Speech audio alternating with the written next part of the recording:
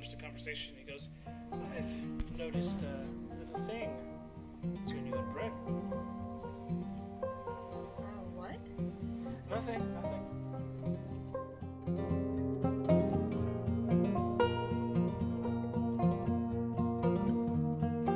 No matter what happens, I want you all to stay together, and I want you to do what you need to do to get out of here. Don't worry about me. Help as you can if you can. But mostly worry about yourselves, okay? I'm not leaving you alone. You can do this. If anything happens, I want to know that you will be okay. I'll be safe.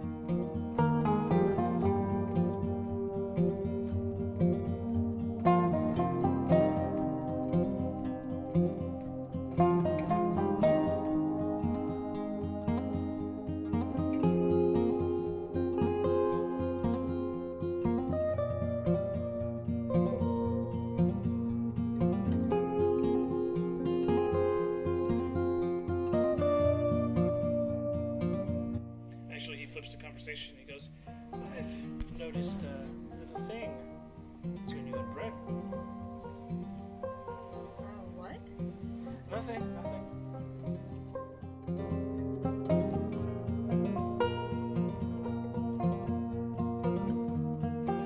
No matter what happens, I want you all to stay together, and I want you to do what you need to do to get out of here. Don't worry about me. Help as you can if you can. But mostly worry about yourselves, okay? I'm not leaving you alone. You can do this. If anything happens, I want to know that you will be okay. I'll be safe.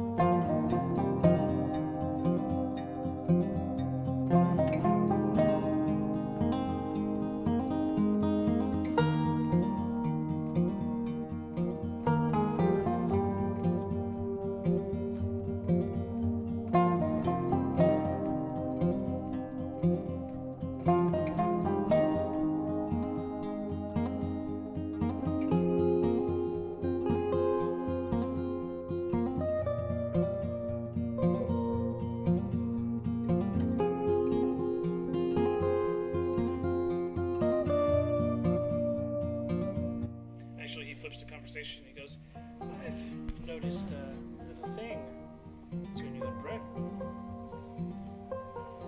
What? Nothing.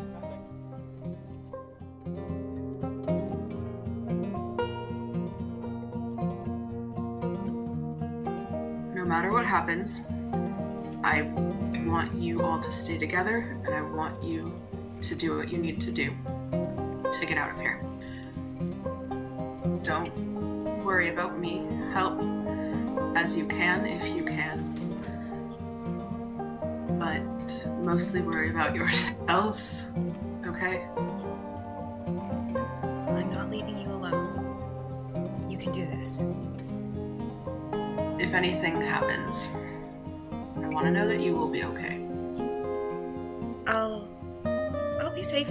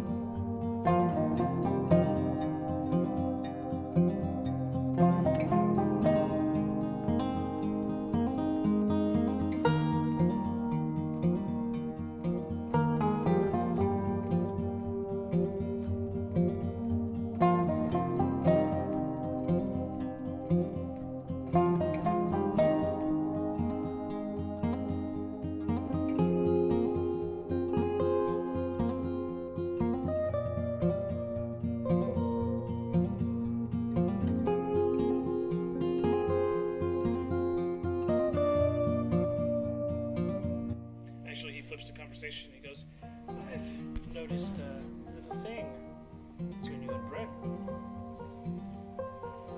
What? Nothing.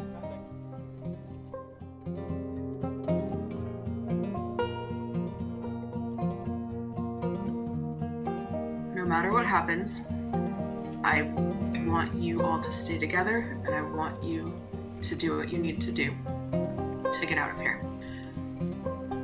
Don't worry about me. Help as you can if you can. But mostly worry about yourselves, okay? I'm not leaving you alone. You can do this. If anything happens, I want to know that you will be okay. I'll be safe.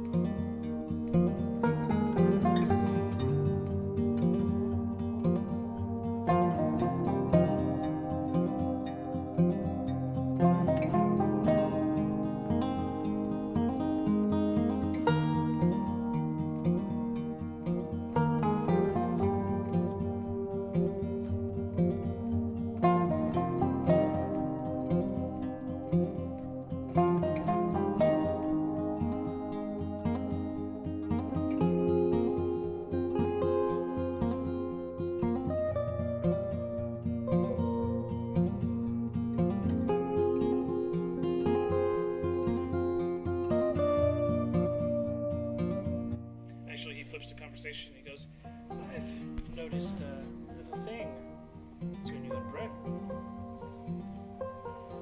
What? Nothing.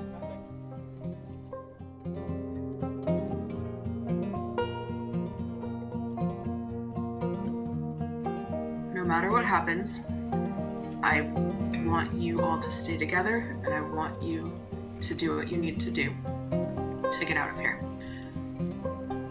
Don't worry about me. Help as you can if you can. But mostly worry about yourselves, okay? I'm not leaving you alone. You can do this. If anything happens, I want to know that you will be okay. I'll be safe.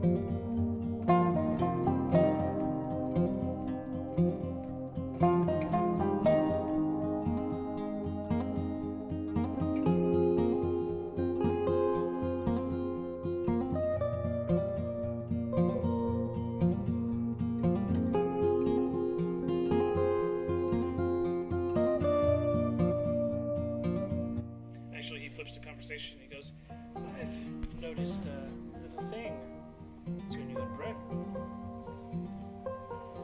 What? Nothing.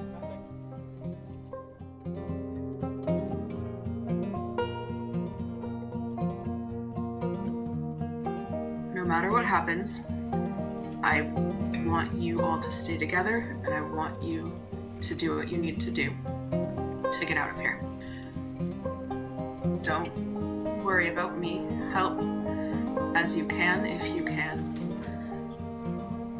But mostly worry about yourselves, okay? I'm not leaving you alone. You can do this. If anything happens, I want to know that you will be okay. I'll be safe.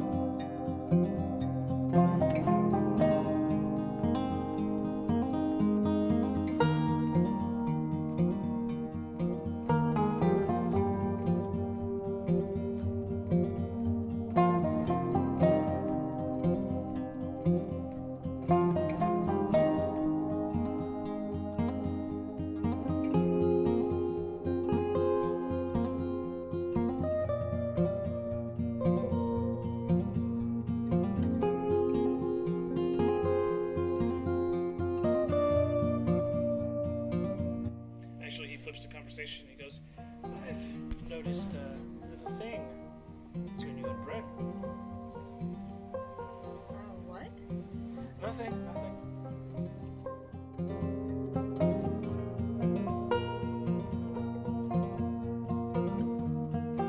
No matter what happens, I want you all to stay together, and I want you to do what you need to do to get out of here. Don't worry about me. Help as you can if you can.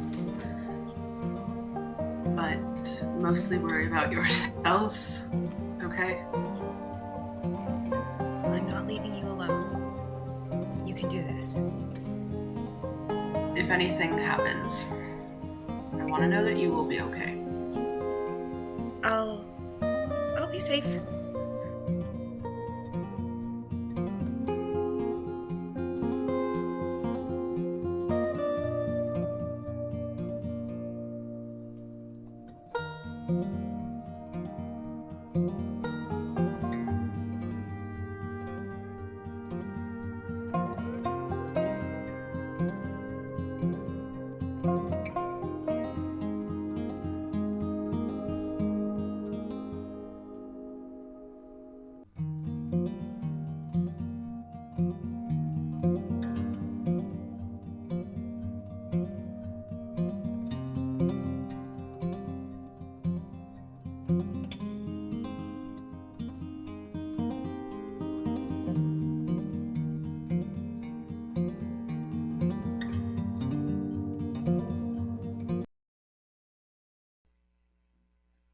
Alrighty then. Everyone good to go and get started?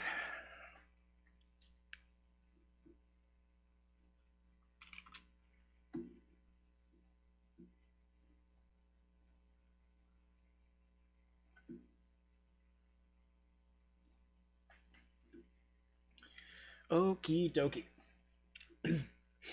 So, going back a little bit further. After the group hurriedly escaped from the volcano, met with Sir Pon, their goblin friend, and accessed his teleportation circle to get them into the dream plane, they were faced with new trials and tribulations. After alerting the dreamer of this specific dream that they were in there, they were wrought with peril as the dreamer started to go in on their deepest fears. Luckily, before things got too bad, Rachel was able to reach out to the dreamer, and after seeing that the group was not much of a threat after all, the Fae Lady Chandrel offered her condolences of what she put them through and gave them some pointers on what to expect once the dream gets dropped. With their new guidelines given to them, the group clasped hands and waited for the world shifting to begin as Lady Chandrel awoke from her dream. With colors and the literal fabrics of space and time caressing them, Amrik and Rashi were let go of during this tumbling process and arrived a few days earlier than the rest of the group in a blue-barked forest. Once the others arrived, Rashi was able to message them as they started to hone in on where each other were at. Nori instinctively wild-shaped and took to the sky in bird form and started flying to the nearby forest to confirm if this might be the same forest, which she did, but was spotted by a small band of individuals and an arrow shot at her. Luckily, it missed. When she returned, the group reached out to Rashi and Amrik, saying they think they found the forest, but in response, they heard Rashi warning Amrik to go into the forest as 5 individuals in a small caravan had spotted them, turned in the direction, and started slinging arrows. So, after we return, Amrik, you and Rashi immediately dip into the forest for cover as you guys start to move in. Distance-wise, they're only about 120-ish feet by the time you look back again. I did have one question. I don't know if my passive is good enough to see it, but last session you said an arrow thunked into a tree nearby. Was the arrowhead derived from metal or stone? Arrowhead deep in the tree, you can't tell. Okay. Oh well. Well, I suppose we're running into the forest. Okay. This is more your speed than it is Rashi's, so she's kind of just following you as you blaze the trail forward. Are you looking more just to outrun, or are you looking more to hide and let them pass? What's your thought process going on? I'd like to get us about 100 feet into the forest, and then after that, try and be a little stealthier.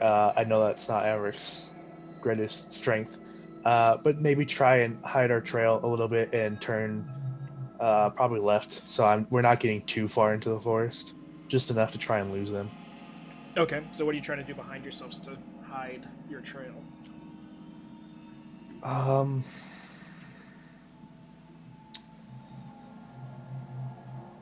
Me and Rashi are both really heavy, huh? Yep. So we both leave fairly deep footprints.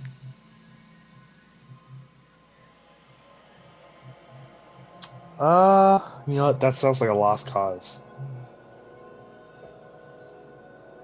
Let's keep running, and I mean, to after be fair, like Rashi's not like she's only got medium armor on, so she's not getting disadvantage on stealth or anything like that. It only weighs about 220 with her equipment. I think I weigh almost 400, so I'm definitely lost cause. How about this? We'll run the 100 feet in, we'll turn left, and then we'll keep running for a little bit, and then after another 100 feet, gonna try and climb a tree. Okay. Go ahead and do either athletics or acrobatics. Luckily, the trees are tight enough in here that you can kind of go back and forth between the two. I rolled at disadvantage, but the first one was 16. All right.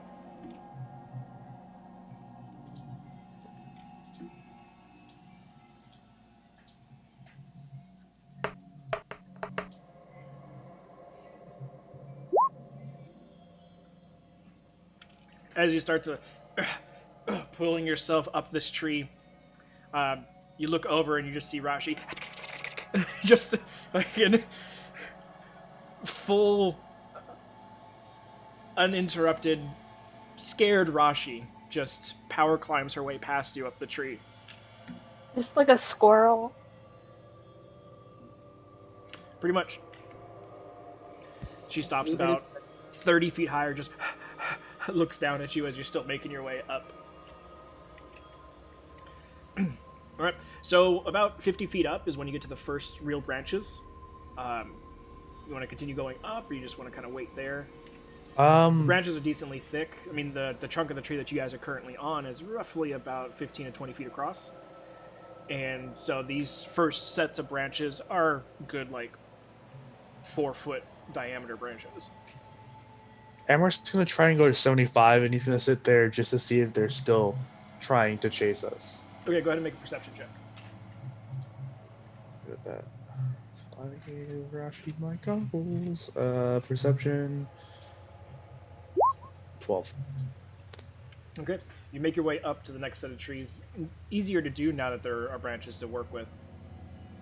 Actually, I have Rashi do it too.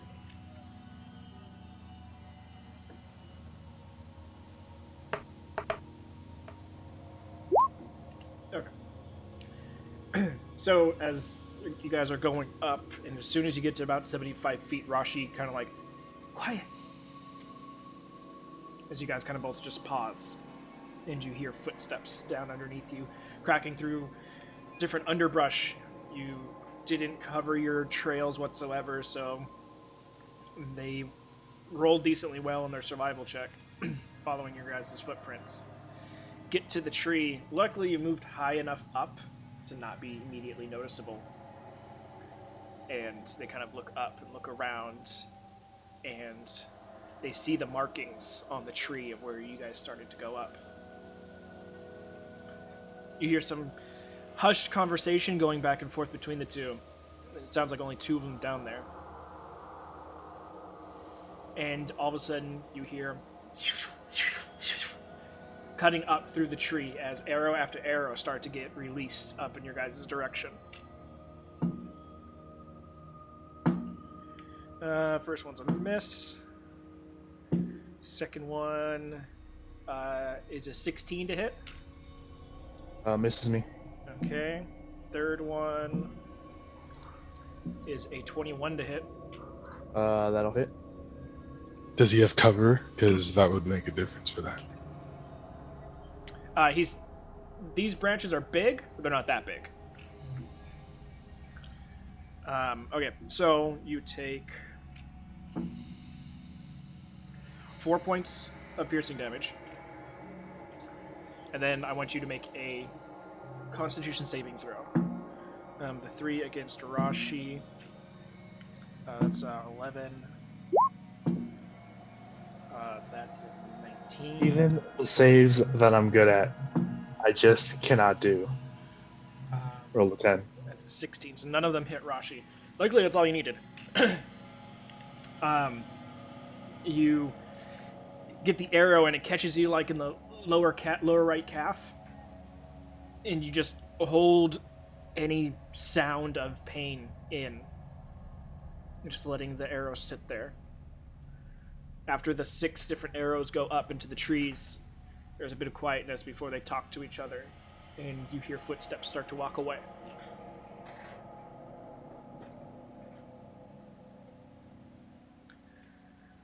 I don't hear any more. Let's wait a few minutes. They may come back. If I haven't already, I'm gonna try and make sure there's no blood dripping down, because that definitely ruined our hiding spot. Yep. There is blood, but where you guys are currently at, the branch below is taking the brunt of your viscous fluid flowing from your leg.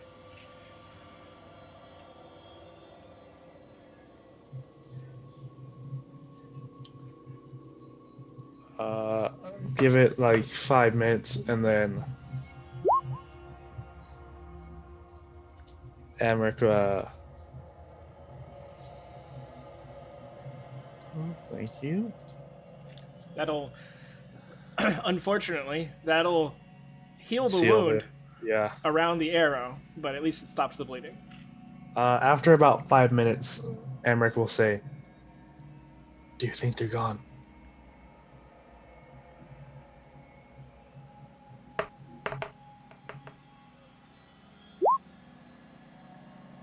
I don't hear him. He'll wait like another 15 seconds, and then he's gonna try and pull the arrow out. Okay. Yeah, you can go ahead and do that. You would incur 3 points of piercing damage.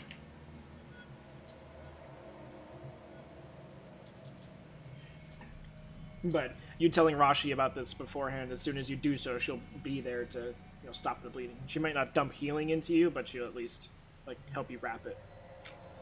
Yeah, it's fine.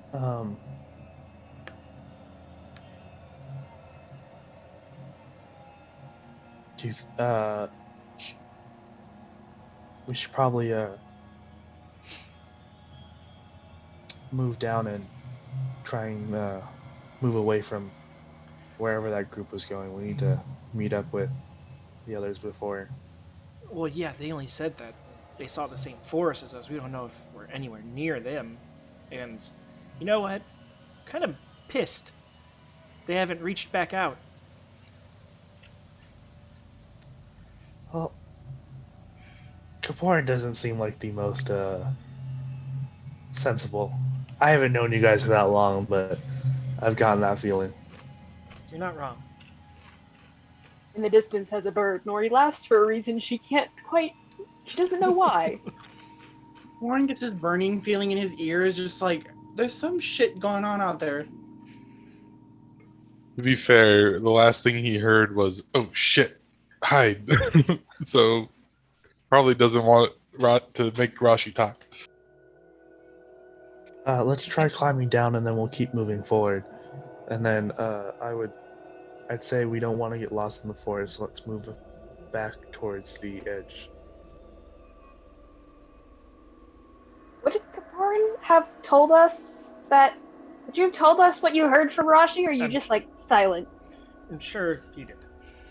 Kaporan, I freaked out and would have told you guys, started panicking. Ask them what side of the forest the sun rose on. If they were on the side with the sunrise.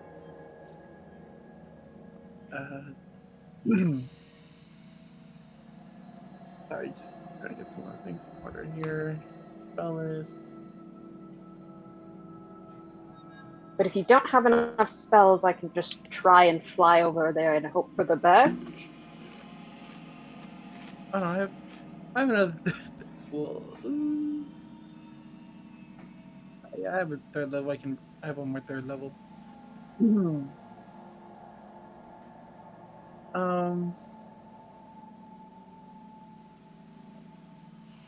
Rashi, is everything okay? Noise asking where the sun rose. You screamed. I don't know if you're alive right now.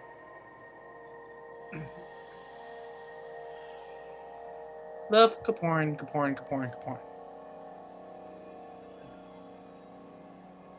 I want to say something else, but you can't put emojis in a message. Pinky face. There's a few moments before Rashi responds.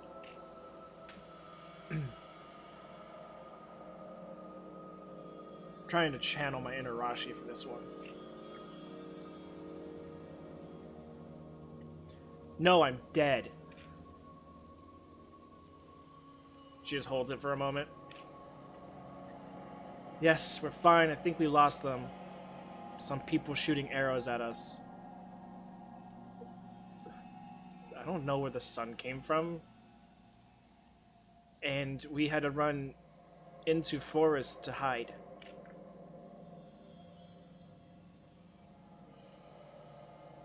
of course, Kaporn would relay this to the group. And it's like, Nori, Motherfucker, I can't do anything with that. It's almost as if should have asked the nature thing of the more nature of the two pair. Because Amber could have been like, yeah, no, it rose from over there. Fucking damn it. it's like I watched the sunrise this morning when it first came up. Rashi turns to you, Amric, after replying to Kaporan's message. Well, perfect timing on them finally reaching out. They're asking me where the sun rose and if I'm alive. Like, honestly, really? That's the first thing you're gonna ask? Are you alive? Again, it's Kaporin. But I had an idea. If you have any more spells to send, I know Nori can fly.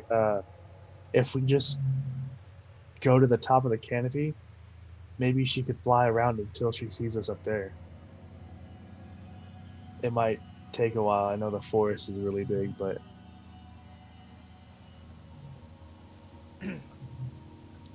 I mean, I can use some higher level spells to send another message, but if we get interrupted for anything, like, I'm gonna be pretty tapped.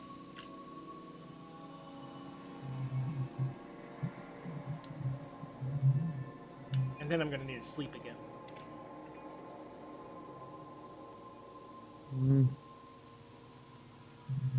maybe we should head further into the forest and find a place to sleep, and then do that first thing tomorrow. So we still have a lot of our. So you still have a lot of your spells left.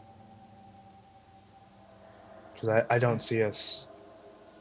Well, I can't managing. sleep right away. By the way, I am changing that. There is going to be no long rest to battle long rests anymore. One long rest per 24-hour period. As much as I love sleeping, I can't sleep right away and get everything back. Well, let's travel then. We'll travel. Keep going along the edge for now. And when we're ready to sleep, we'll do that. And then we can figure out where we are in relation to them, hopefully, and then I got we'll. something that might work. It lasts for 8 hours. What is it? Well, there's this thing I know. It's called a guardian of faith.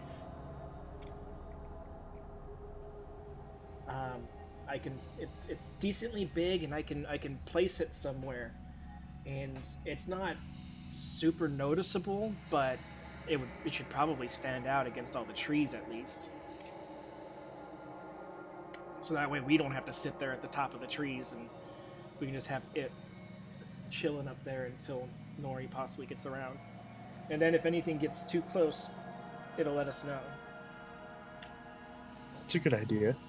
I'll just consider Nori hostile for a while, and that should work.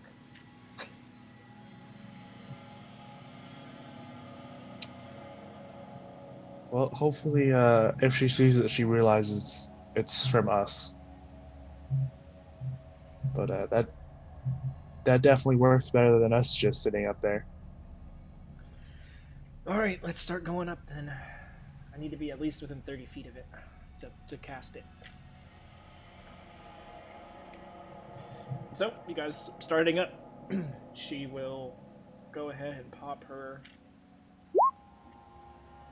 Guardian of Faith at the top of the canopy. I could potentially fly over and try to look for them. I've got pretty damn good eyes as an eagle. Bryn, you hear this in your head. Um, Bryn.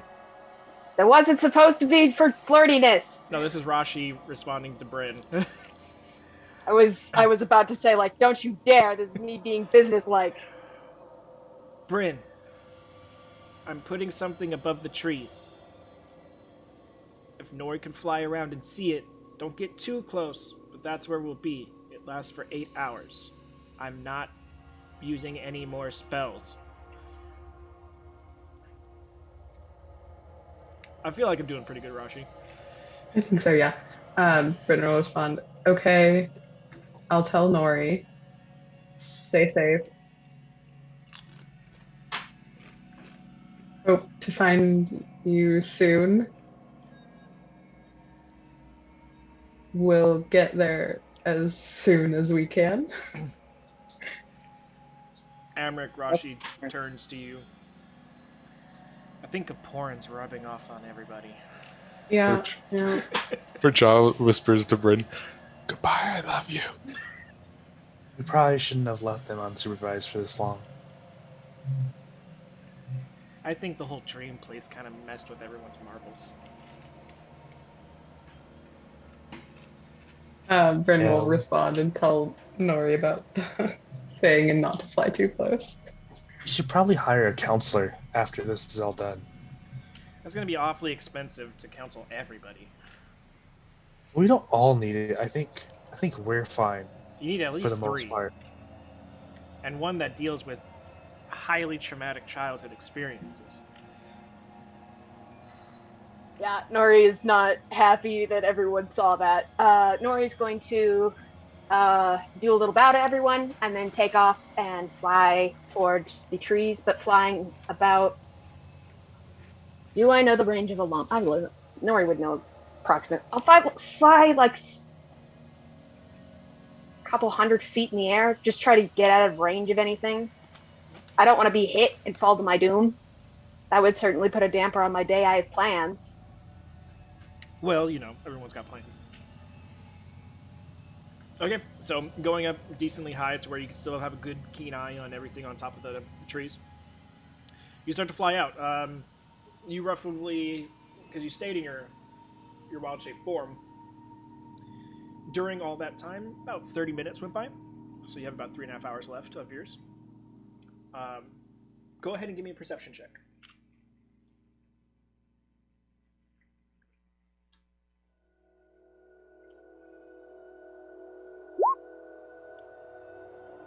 Thank you. Advantage as a bird. It's a 25. Yeah, that's exactly what you needed.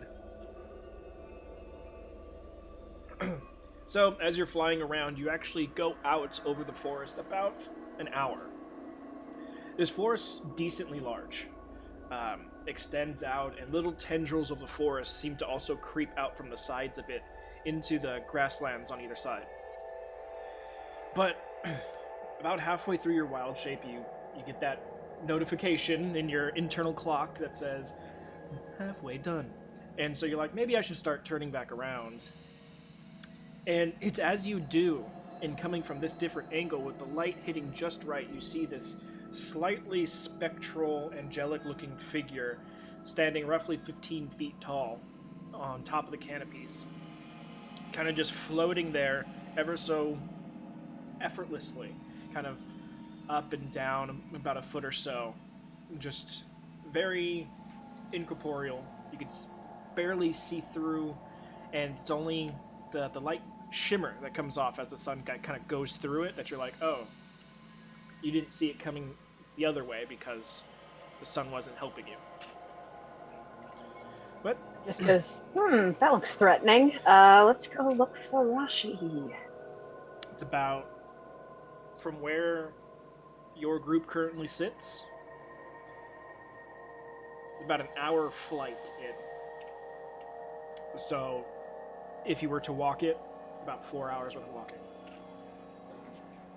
I can do it. I've got some stuff I can do. Nori will fly down, avoiding the big scary thing because I'd rather not die. We'll fly into the trees, being careful and nice and stealthy, and look for Rashi and Aimric. Okay, go ahead and give me another perception check then.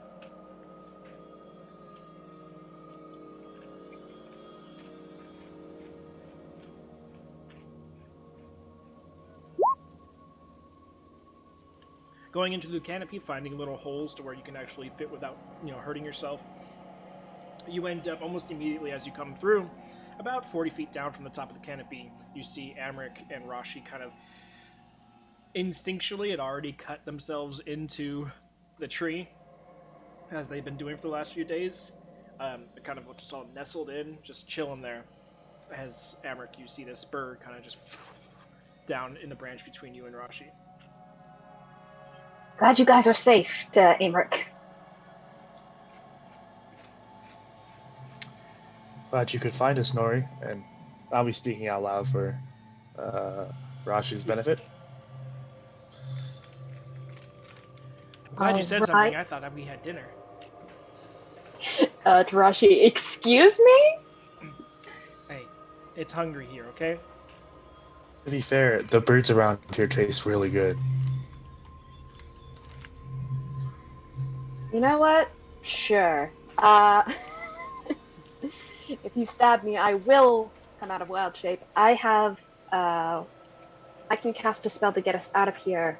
But you guys are going to need to climb a bit higher because I don't think giant eagles, they have a little bit of a tougher time picking you up if you're way down here. We should be able to climb to the top of the canopy, but we'll have to climb a little way so they don't get taken down by Rashi's spell. I can't drop it. Never mind. Could you, yeah, could you tell it not to attack by eagles or something? No, unfortunately, I have to designate it as soon as I make it. Thanks, Rashi. I can't. What you? Didn't think you'd be coming and picking us up. I thought you guys would just come to where we were. Well, it's about a 4-hour walk here. Sorry, I'm cranky. I need sleep. It's like 11 o'clock. It's been a long couple of days. You know, he just looks at you in bird form and contemplates popping you out of wild shape. Let's just climb to the top. She trying to get me hit, and I'll just take a bunch of radiant damage? Is this her plan?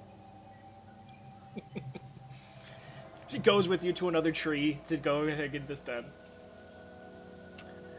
I'll take him to the top, and then I'll find, because light, all that, I'll find a branch where I can stand, where I know when I shift back to myself, it won't snap under my weight. Shift back, summon 2 giant eagles, and tell them to hop on. Or the giant eagles will grab them. That'll probably be easier. Yeah, we don't want acrobatics checks up here. No. But easy enough to do, and you guys are lifted up into the air and sent on your way towards the rest of the group. After a few hours of Nori being gone, which you guys are semi-used to now, Nori basically leaving you guys just as much as Rachar does nowadays. You guys eventually see a couple giant eagles with a little bird coming back with Rashi and Amric in tow.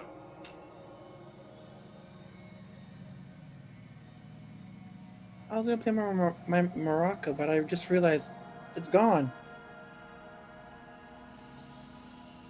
Yeah, you didn't have it with you when you got out of there. Well, I said I put Someone it picked in it the up. bag of. I put it into the bag of holding. Is that? Well, like I said, Would it still be Thorin there? doesn't have it when he left there. Rachel doesn't know what a maraca is. Warren goes to like shake his fist, like, wait a minute. You were so close to getting proficiency as well. I didn't feel like I wanted it anyway, so it's fine. You know, I got my loot. It's a lot better. Yeah. We'll land. Nori will keep being a bird because I've got another, hour? I've got another, 3 hours left on my wild shape. But you used it. You redid it, right? Yeah, because I can't cast on wild shape. Yeah, you have about 3 hours then. Alright.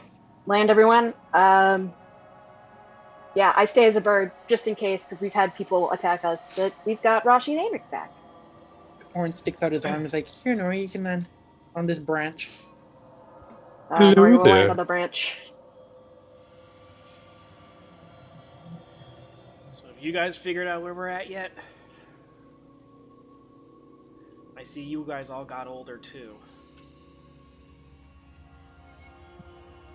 Caporn, you're not looking so good. You're not looking so hot either. She looks over at Richa. Rashawn and she goes, "Well, you look like my vision now." Very majestic Richa. I like pretend to hunch over like I'm an old man now.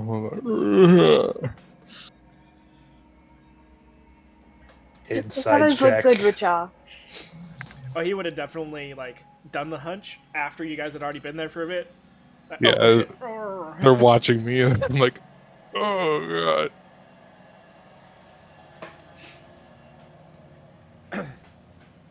Well, what are we gonna do? Yeah, Nori will turn back into herself and just go. I have no fucking clue. So same old, same old. I think our first move should be trying to make peaceful contact with whoever lives in this area. Yeah, I would rather not be banned from another country. It's nice being a place where I don't feel constant fear, just low level anxiety. We're gonna keep it there. I'd also prefer to not get shot again. Well, you know what happens to us when we make plans. We usually get the opposite result. Got some DM knowledge in there just to burn. Perhaps we should try and minimize our chaos. If we do have a chance to do things peacefully, perhaps it should just be Rashi, Bryn, and I. Well, I never. Why just Rashi Brennan you? Would you care to explain, Imric?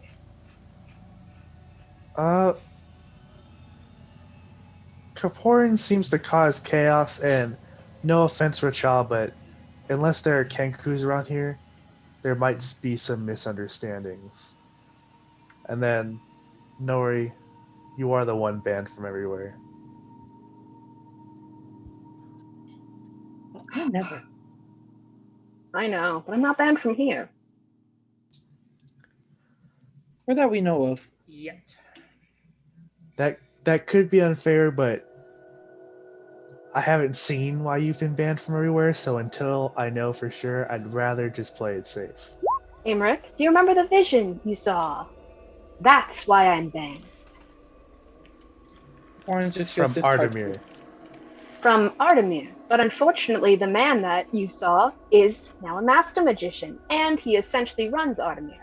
Thus, he has a bounty out for me. It's great, I'm so happy. Another rule of thumb, keep the bounties hidden. Yes, which is why we don't talk about it. So, Bryn, Rashi, and I. Perception, there's nothing like approaching us as we're having this argument, is there? I just... Go ahead and make a I'm perception so- check. Do we all make perception checks? You're in the middle of an argument. Yeah, I'm in the middle of an argument. It may be unfair, Nori, but that's just the way I see things right now, so. The problem is you're not wrong, which probably pisses me off the most.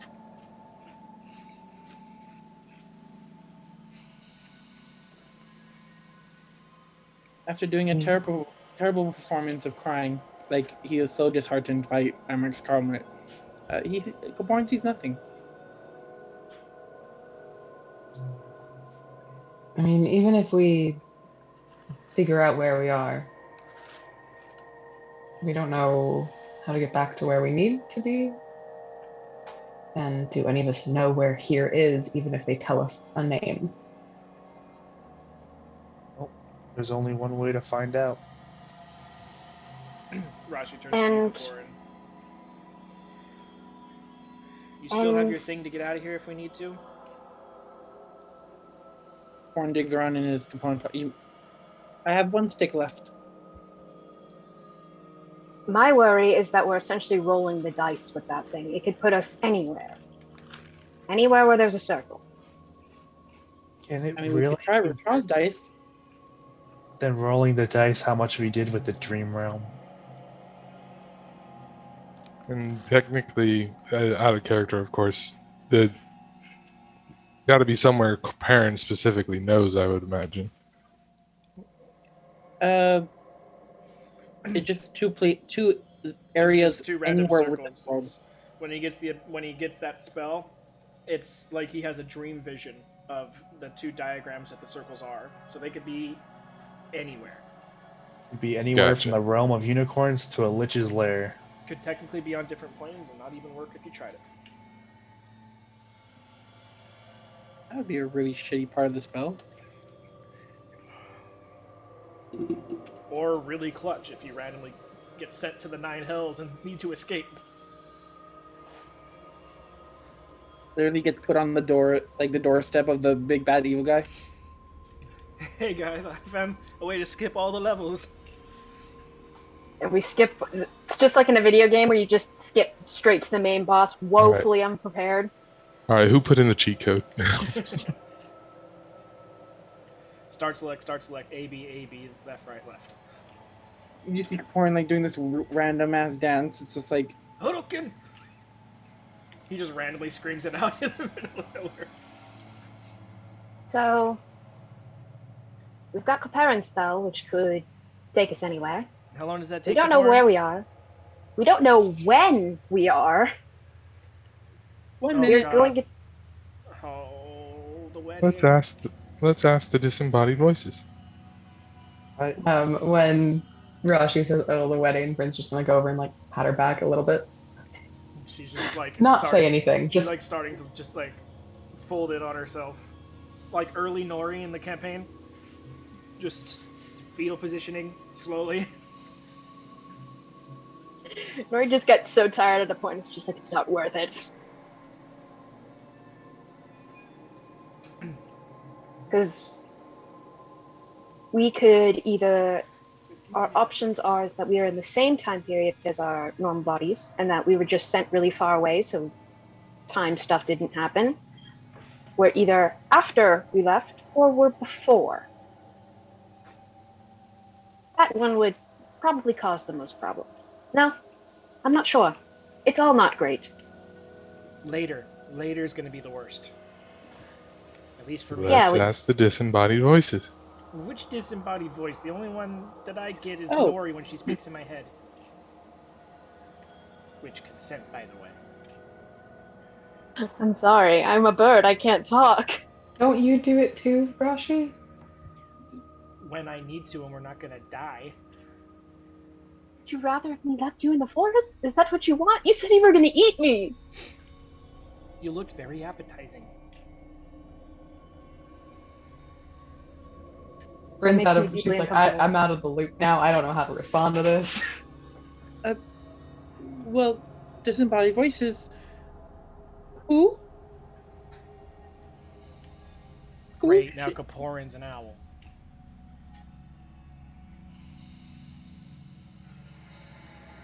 I'd almost rather call your mom. She's just removed from all of this.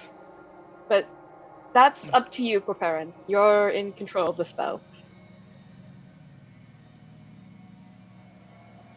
Well, I would have to burn a higher spell slot for that. But to be fair, Kaporin, I don't think we ever found out. Is your mom human or elven?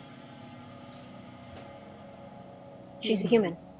She's human. If we're too far ahead in time, she probably has the less chance of still being alive.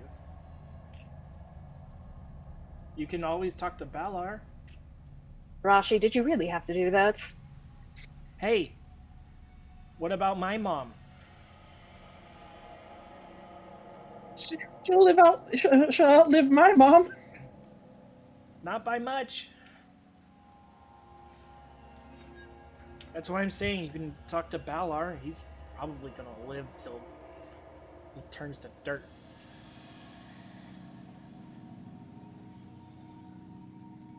Fine, we can try to call Valar. 1 second. Just to clarify, Rashi's mom is human as well.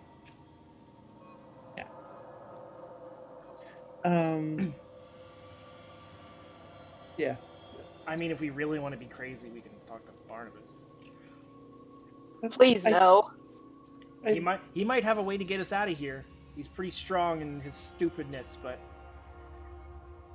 if we tell him that we have the thing, he might want to come and get it. He'll take the thing and leave. I thought we couldn't call him that way. Oh, That maybe one too. of his other people. What are those girls' names? Mira or Heather, I guess. Human. The human and not magically inclined. Well, she kind of like looks to Nori and goes, "Your family's fucked. Kamoran, your mom might be dead. Her mom might be dead. Bryn, no one knows anything about your family except that your dad might be dead. Amric, no one knows anything about your family. Richa is the one that has the shortest lifespan out of everyone. Yeah, I was gonna say it is the most likely to be dead. Yeah. So she's just like trying to go through everything she knows about everybody, and just like, Balar it is. Okay, who's the most likely to answer? What about Nori's family? Oh, 90% of them hate her or are dead. Oh, message the child that we tried to give the gun to. If we are in the past, we should definitely That's try and match someone who will both outlive us and that's why was Balar's such a born good long option. He's ago. already like 280 years old. Yeah, go with that. Let's go with Valar. Styling Valor. Wonderful. It would have been cool, Nori, though, if we were in the past and Kaporn like talked to your to Zelik and like gave him some fucked up stuff just to mess with him. And be like, if you ever do anything bad against your daughter, I will come and kill you. Warren's like thinking this, and like You as don't he's hearing know this, him he's like well enough. repeating it in his head. What if that just made him suspicious? I think he suspected I wasn't his for a while, He and could. that Arix is just very good at magic for who he is, and he got lucky. It wouldn't surprise me if that was the case. If we are in the past, though, we could maybe kill him. Terminator. I wouldn't be against that. But if Arx isn't born yet, then that would mean you don't have a brother anymore. Well, We'll wait till he is born Anyway, and then get rid of him. Balar. I think we should call Balar. Indubitably.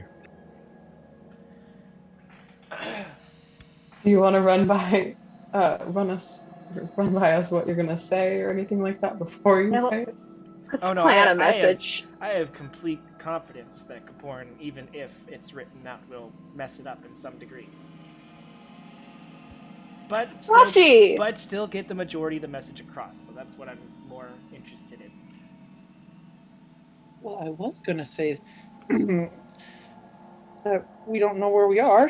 Wait, when Rashi, we wouldn't it be better for you to message Balar? Because he'll be less mad at you.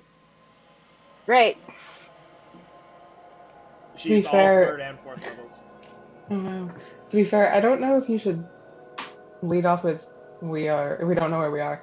Yeah, That's no. true about 75% of the time, at least. He's already mad at Bryn. You don't want to really make him mad at Bryn. Yeah, please don't. Just keep it casual, like you're checking in. And try and get some information as to when we are. Because Balar is powerful, but he's not going to be able to help us get out of here, wherever we're at. We just need, just ask about the wedding. How many days until the wedding? Or something along that line. So that way, he's not Maybe we should- super suspicious.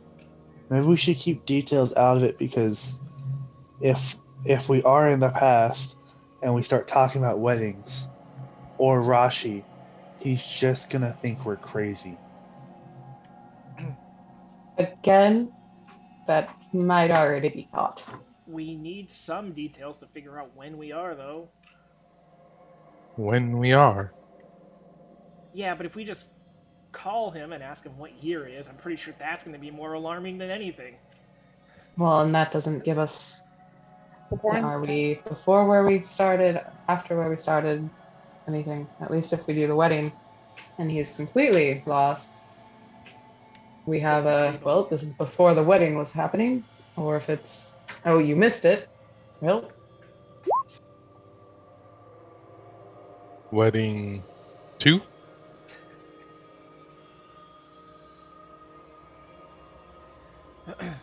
I don't know. Has Balar ever been ooh, married ooh, before? I got it. Easy one. Will solve all our problems. Ask him how old he is. Because then we'll know exactly when we are, because I know how old he is. Say you're planning on getting him a birthday present or something for his next birthday, and what is he going to turn? Well, before I do that, I wanted to do another perception as everyone's trying to figure out. Caporn's just kind of like freaking out and kind of looking around.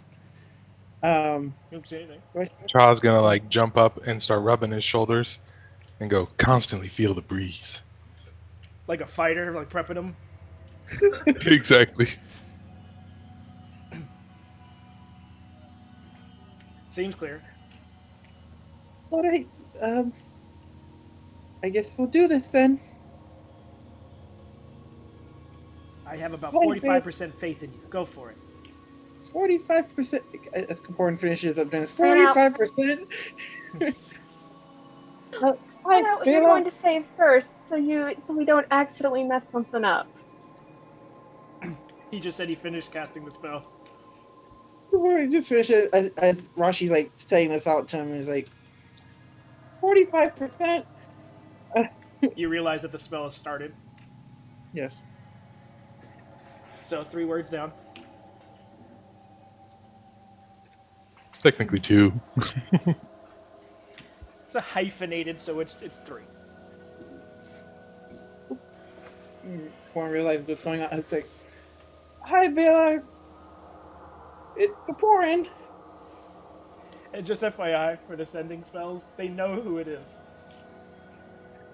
Yes, I just I know. Caporn doesn't know. And yet, Rashi does the same.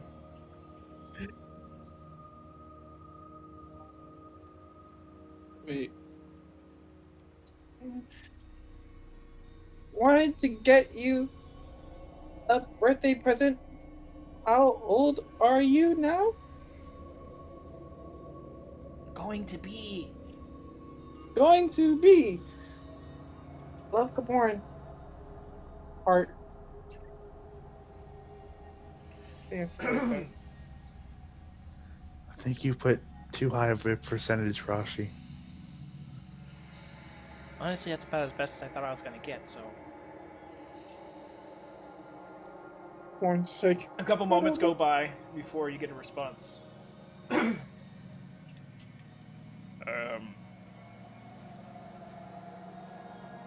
Hello? I'm going to be, I think that's the one you want, going to be 294. But don't bother? How's Rashi?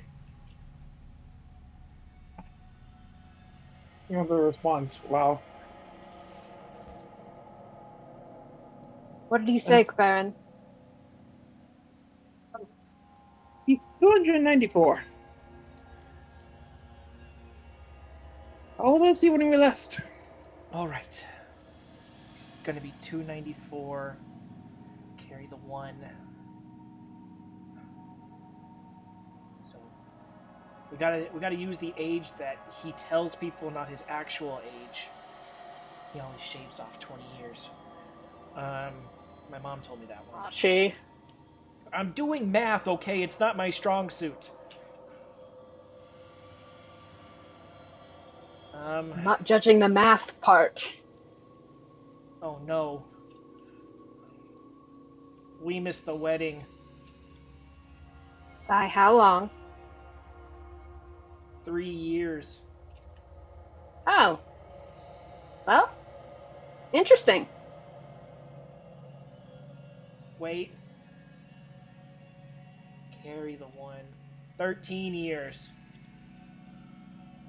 Worse. For someone that we missed an important event for 13 years, he sounded relatively calm about it. Technically, we're younger than we're supposed to be then. I'm just saying. How long is a Kenku's lifespan? Like 50 to 60. 40 is pushing it. So I was like middle aged from where you guys knew me, and Yeah, 50 to 60 is like 100-year-old people for humans. But the average is roughly 80 something. So yeah, it's like they can get to 60, but that's like at the high end. I was going to end up dying of old age before dying from actual death. um, Did you say 13 years? Yeah.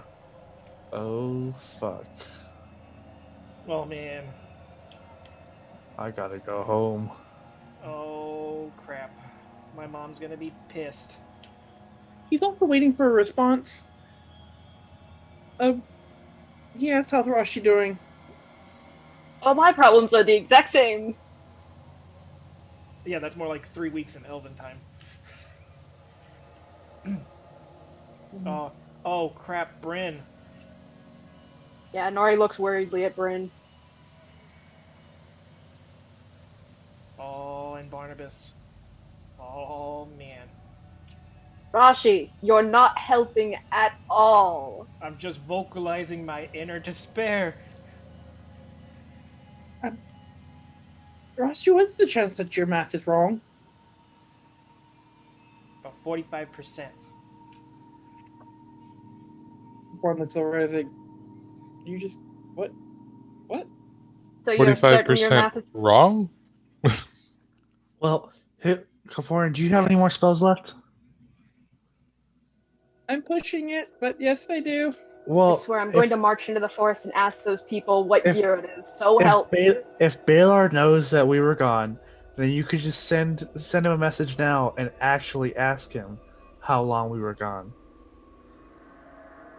And Nori, Ixia and Sitya use 2 different years. God knows what these people use. Also, we And need to if go to it'll be Ixia. even, we'll be able to understand it. Everyone's like, I'm going for it! And starts casting the spell one more time. It's like, Rashi's doing well. We're just adventuring. How long have we been gone? Time seems to meld together out here in the wild. Wild West. Yeah! Obviously not Wild West, but in the wild for us. Now For the us. Will Smith song Wild Wild West is stuck in my head. Thank you. Never have I missed Mind Spike so much. A few moments pass, and then you get the response back. Well, I'm just glad you're finally checking in. It's been about 13 days.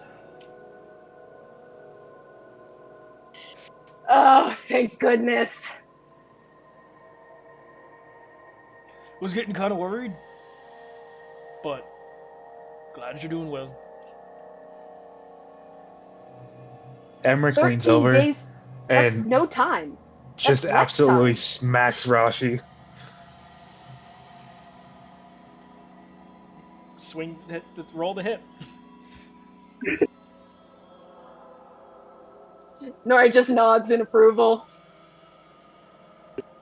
Warren doesn't even like explain this yet. He's just That mouth barely drops. hits.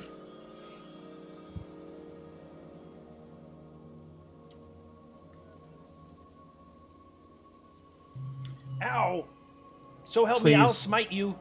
Please never do math again. Told you it wasn't my strong suit. Let's say that. Don't ask for the convoluted stuff. It's only been 13 days since we've last seen Balar. I'm think pretty we're sure we went back in time.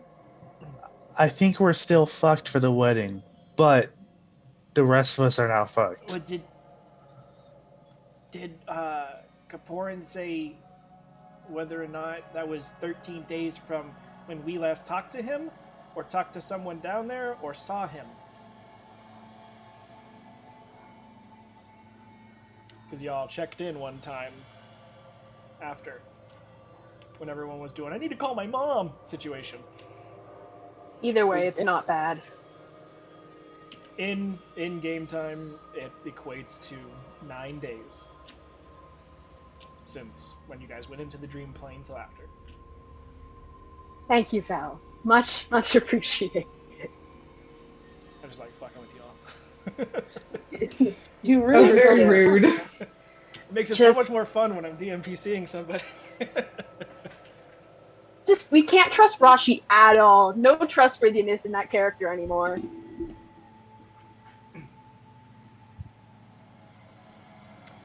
We still have a problem, though. Who knows where the hell we are? So, Still Bryn, no. for your records, because I think you're the only one keeping track. Mm-hmm. If you're going off everything,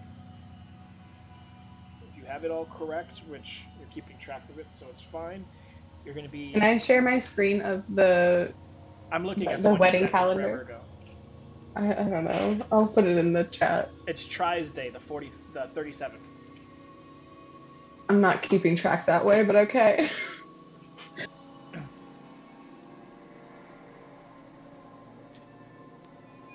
I'll put it in the Discord chat so you can tell me which day, because I've counted down to the wedding from when we started. I sent you a message with the calendar that you had sent me originally. So where it says 37 and Try's Day, that's the day you guys are on. Got you. Thank you. So, in order to get to Ixian, we have a couple options. Because I believe everyone wants to go back there. Correct? I got a wedding to go to. At some point, I have to see my mom, but I'm in no rush to go any direction. I should still check on home. I think Bryn needs to go to Ixia too. Everyone needs to go see Yes. their. Wait. She kind of like No. looks at Nori for a moment and goes, almost everyone needs to go and see their mom. You guys got to see my most embarrassing memory, so that was fun. Well, it wasn't your fault. Too soon, Rashi. Too soon. You know, after all the things that we've been through these last freaking couple days, it feels like it's been 3 years since everything happened, okay? It's been at least 9 sessions. Question. Amric has been with the group for what? 2 weeks? Less than a week? Because it was like 4 days on the original boat, 3 days on the Draken Turtle, the volcano, so like 8 or 9 days. You guys met on the shore, went back to the city, 4 days worth of, 1 day of land travel. Sorry, 4 days of land travel, 4 days of boat travel. You guys were on the island for 2 days, sorry. So you're looking at closer to 13 to 14 days. So 2 weeks. Been through a lot.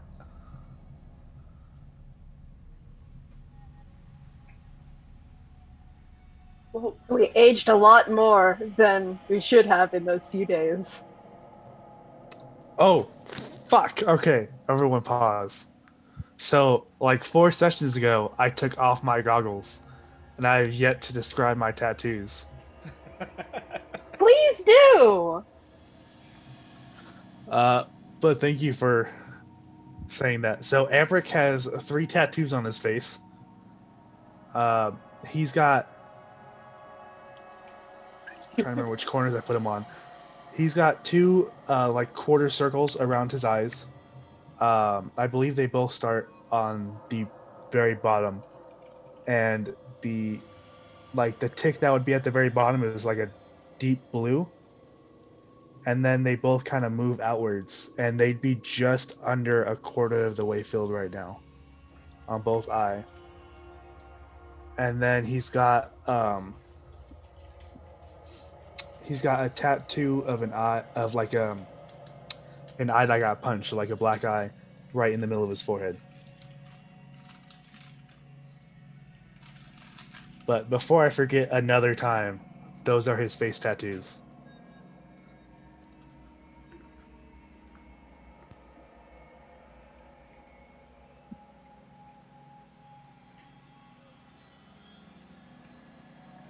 So what's the plan? Well, we can either go ask them, points to the forest, it's like where we are, or we just start walking in a direction. We could use the circle. When has ever talking to plants really gotten us any good information? I can get information in the past, but they tend to be convoluted because they don't understand humanoids need to hurry because they're plants. Oh, well, actually, the people who shot at you guys might be better. Hold on, give me like 10 minutes. Nori sits on the ground and starts casting a spell. She's going to cast Guiding Hand and point towards. Let's see, what would be a good place? Where do you want the to the group? Where do we want the Guiding Hand to be pointing to? That way, we can at least get an idea of the closest place.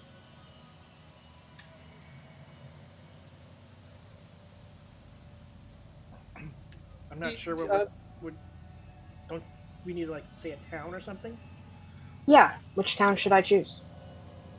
Well, I need to get back to the wedding, so Kember.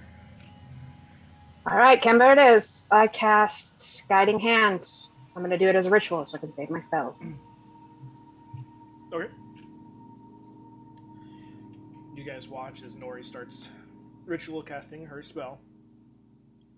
And Nori, when it finishes from where you guys are currently sitting, the hand comes up, redirects around you, and points to the northwest.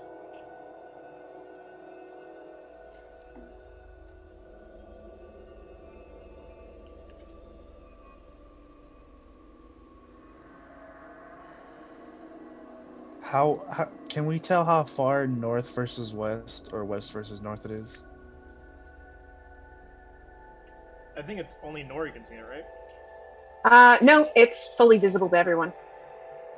It's a little hand, and 1d4 minutes, it beckons you to come forward.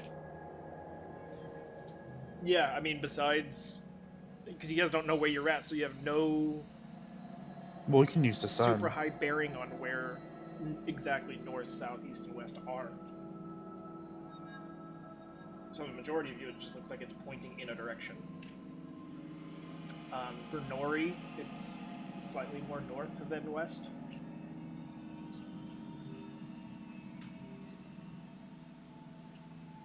But it's pretty much more northwest than anything. Like almost to the dot, with just a little bit of northern inclination. Alright, we're southeast of Kember. Very much southeast. Well, at least it's not pointing us eastward. That means we would be across an ocean. We still don't know where we are. That's not necessarily true. I don't know much about the surrounding continents. Well, Kember is about as much west as you can go in Cydia. So, if it was pointing us east, that means we'd be in the water somewhere. I know my stuff. I get my divine intervention from God. That's lovely, Rashi. Well, so what's next? Do you want to just start heading in that direction?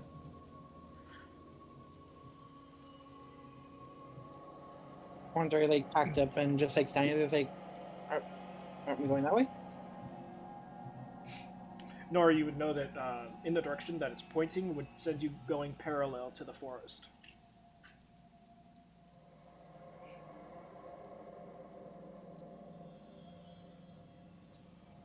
Emmerich gonna check the state of his supplies real quick. How much water does he have left? I'm not super mean in the sense, like, I'm not gonna be like, haha, you guys have no water. But You have a druid that has good berry for food. Rashi has create. We both have create water. She has create food and water. We're fine on food and water.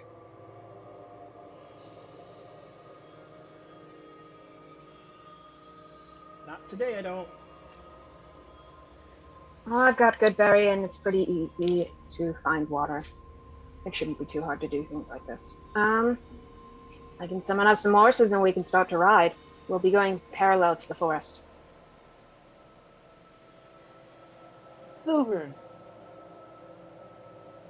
Would you like me to make the horse silver for you, Kobarin? Yes, please. Is the consensus ride, because we will be more noticeable that way. We've already seen hostile people. Well, given where we are, can we really afford to take our time? Could be Good point. halfway across the world. Yeah. I will snap her fingers and summon some horses for everyone. The guiding hand will disappear because it's also concentration. But Nori, I've got my Outlander thing. Nori's good with directions. Yeah, and the forest is decently large, so it's not like you're gonna be getting past it anytime soon. I do make one of the horses silver for Kobarin. Silver. It looks identical to your old horse. Alright, so you guys mount up and head on, or are you guys gonna go ahead and push directly for the next 8 hours of travel and go in that direction and then just keep rinse and repeating?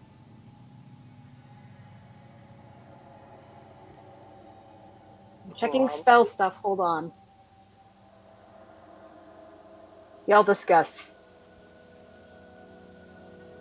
Do we just How travel many? in the direction? How many spells? Well, this is. I had to use another higher level. I've got potentially 5 more, but I might want to save the 5th level because it's such a high level spell. So that would be 4 castings. I can short rest and get 2 more back. And I could do the 5th level if we really wanted to. I don't think that's wise. Rashi and Kaporin are kind of already tapped. We should probably only travel a little bit today and then walk the rest of the way. My worry is we really don't know where we're at, like you guys were saying. So, I mean, yeah, we have a direction, but without knowing distance or anything like that, we could be traveling for forever or 2 days and then get somewhere where we, can't do it anymore.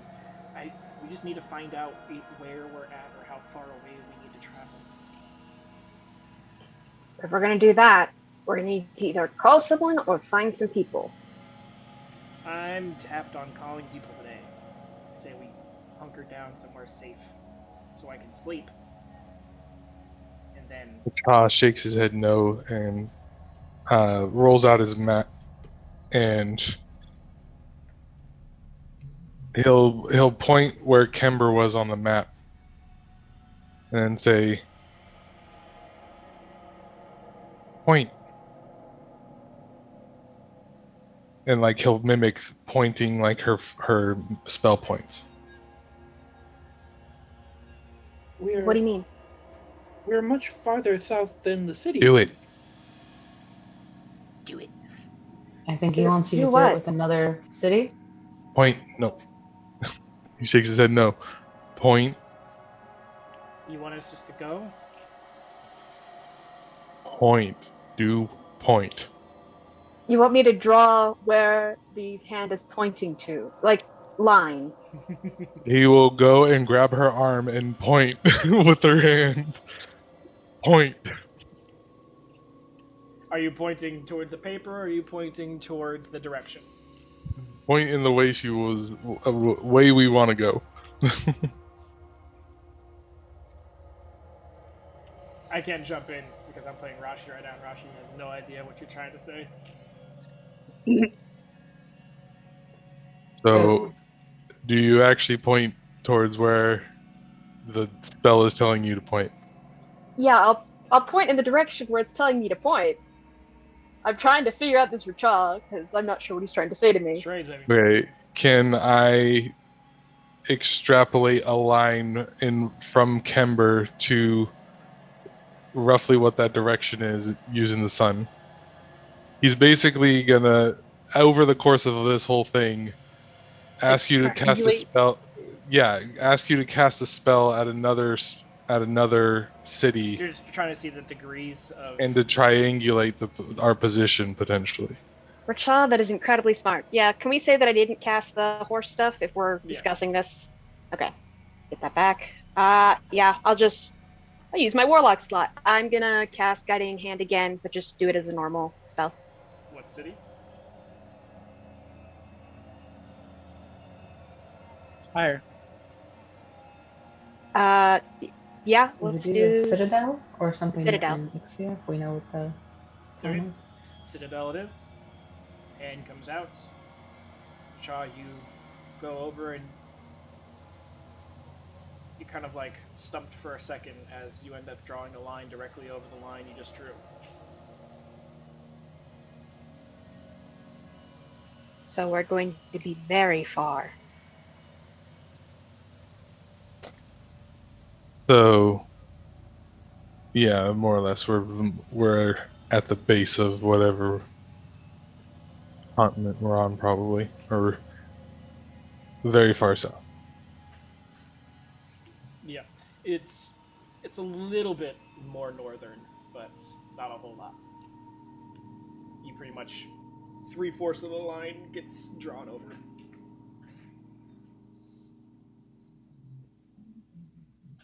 I'm just thinking of like the airplane maps now that you see on the like little screen.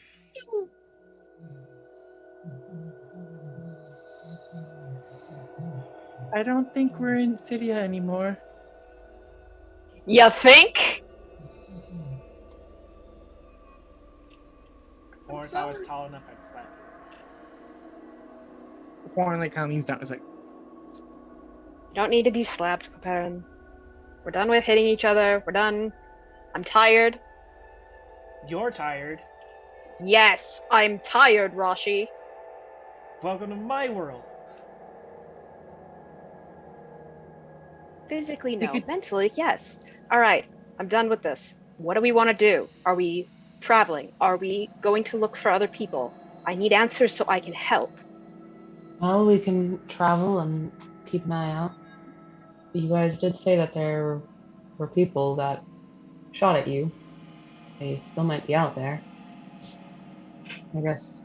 Were they on this side, Nori, that when you went to go get them, or were they on the other, closer to the other side? She picked Val? them up in the middle. Yeah, I picked them up in the middle.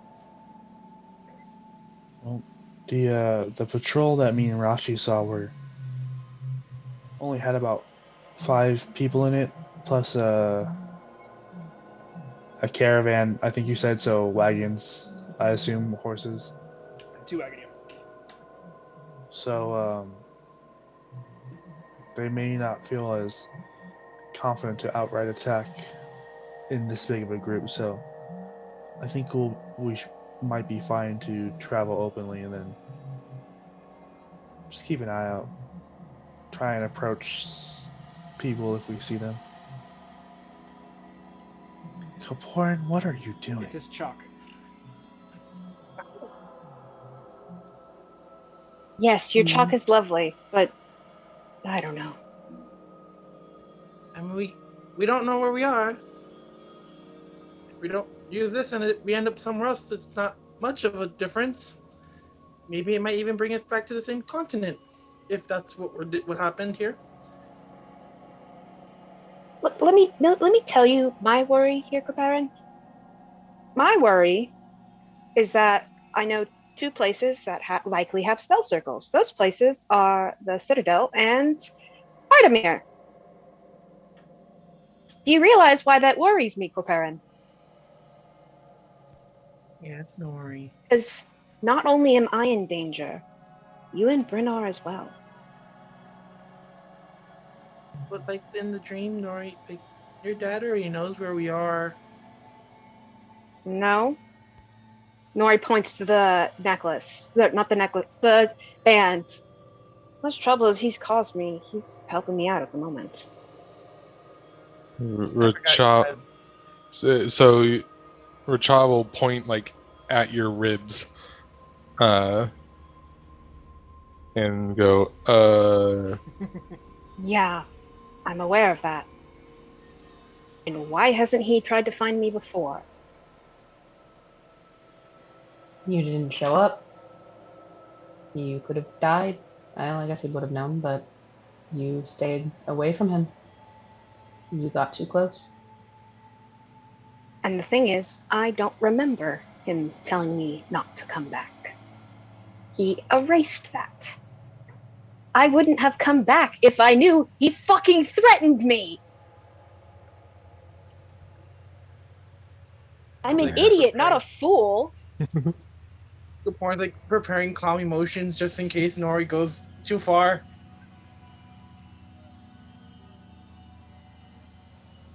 He's okay, Nori. Belladonna? Sorry.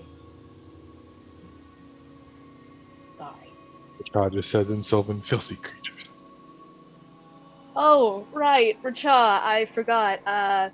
So that actually means filthy creatures in a direct translation, but with syntax and context, it more means piece of shit. So use that wisely. Indubitably. Even Well, more verbiage for his arsenal. If you want to learn other words, you can, but just be careful with those ones. He'll just nod and go, in context, it means piece of shit.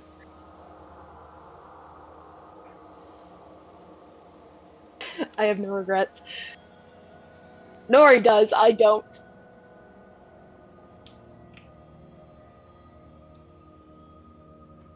When we get back to your Kenku folk, that's the first thing you're going to tell them, right, Rachel?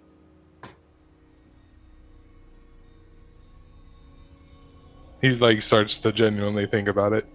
Yeah. He's just like, I have so many new things. What do I do? So what are we doing? maybe we find the locals. Alright, whatever we do, let's just go ahead and do it. I definitely think we need to start moving, no matter where we're going to move. Warren starts to walk towards the forest. It's like, you go that way. Maybe stay out of the forest there. Keep going parallel to it. Follow the floating come hither finger. Yeah, as we were talking, it's slowly going. Come on, you know you wanna. I think we just need to keep an eye out. So, you guys start traveling. Horses, no horses. I wouldn't use all of your spell slots or spells that you have. We can use 2. Horses! I mean, we definitely get farther with them. So that's 2 hours of horse travel. And since they're spirits, they can go for farther while galloping, so that's nice. I'll just have this ready, just in case, as he prepares calm the emotions if we run into anyone that tries to start shooting at us. Alright. So, horses summoned, everyone mounted, and you guys start heading in a northwesternly direction. Who wants to roll? It's a D8. I'll roll.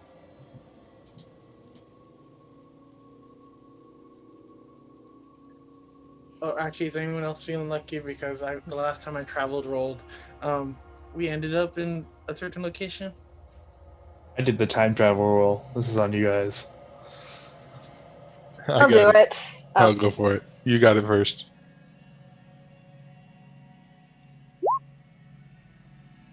right in the middle.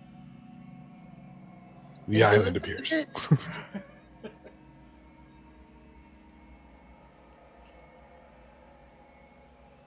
Alright. So, you guys start traveling in the direction that the come hither finger tells you to go. You get through your first hour of travel on the horses. The next hour, horses get summoned, and you guys continue further on.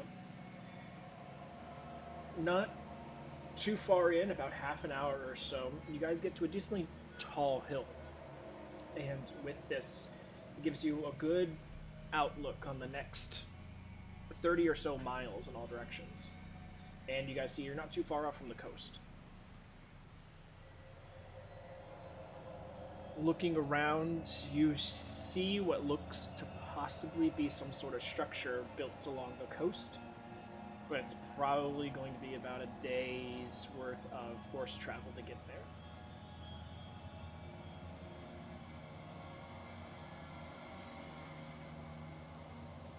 It's too far away to get any like super detail. You just see something that goes from the land out into the water, and is higher than the sea level. So you're guessing it's probably structures. You're not seeing any boats or anything like that. So it's nothing at least large ship-wise, from this distance that you can tell.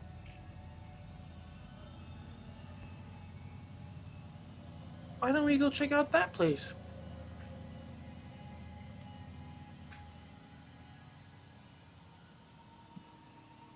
And that's the only sign of maybe people. Well, we don't have a lot of better options. No, we don't. Or any other options.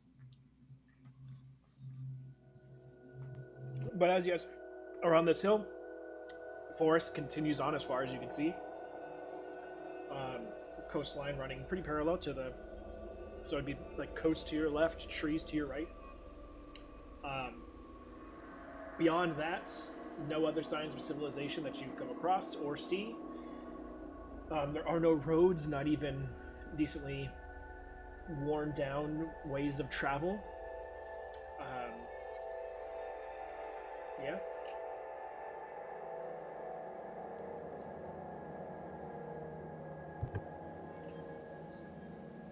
Seems very road less traveled like.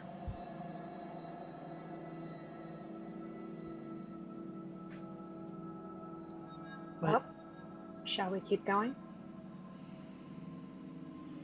Seems like for now. Completing the other half hour of your horses in that direction of the town. Do you want to continue casting and try and get there a little bit sooner, or just wait till the next day? Could we get there the next day? Like, if Yeah, like I said, it's about 8 hours worth of horse travel. So I could do 2 more castings, and that's 6. I could do 2 more castings, and then we could probably short rest, and then I can do 2 more, and then we would have significantly less to travel tomorrow. Yep. I would still have spells left over.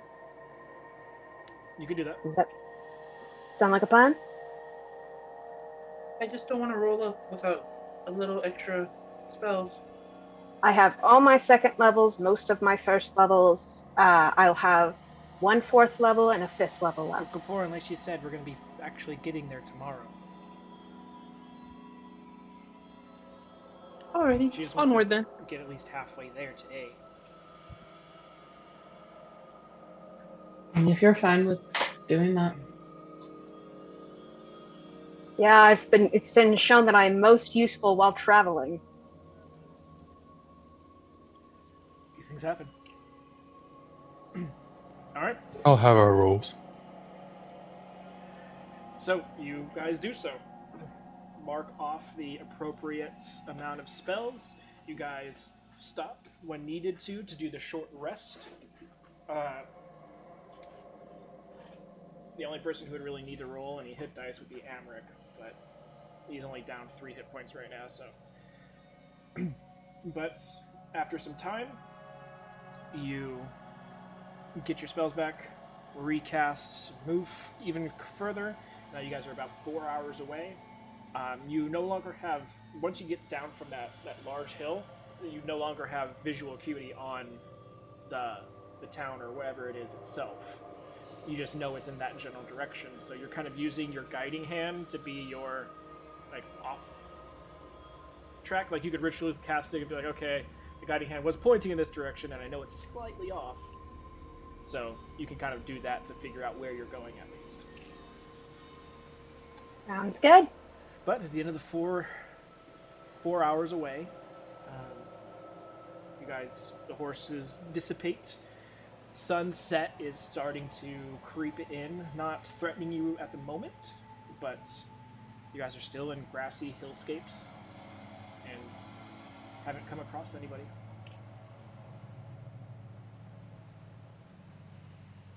Do we want to stop here? The horses are completely done. I want to try playing his lute while riding a horse. He wants to become better at that. Could have done that while we were riding. I mean, we were riding for like 5 hours.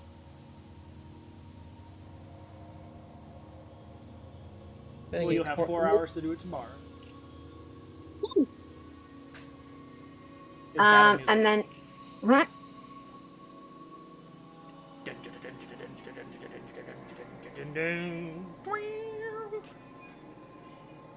As when we stop, Nori's going to wild shape into, we'll do an eagle again.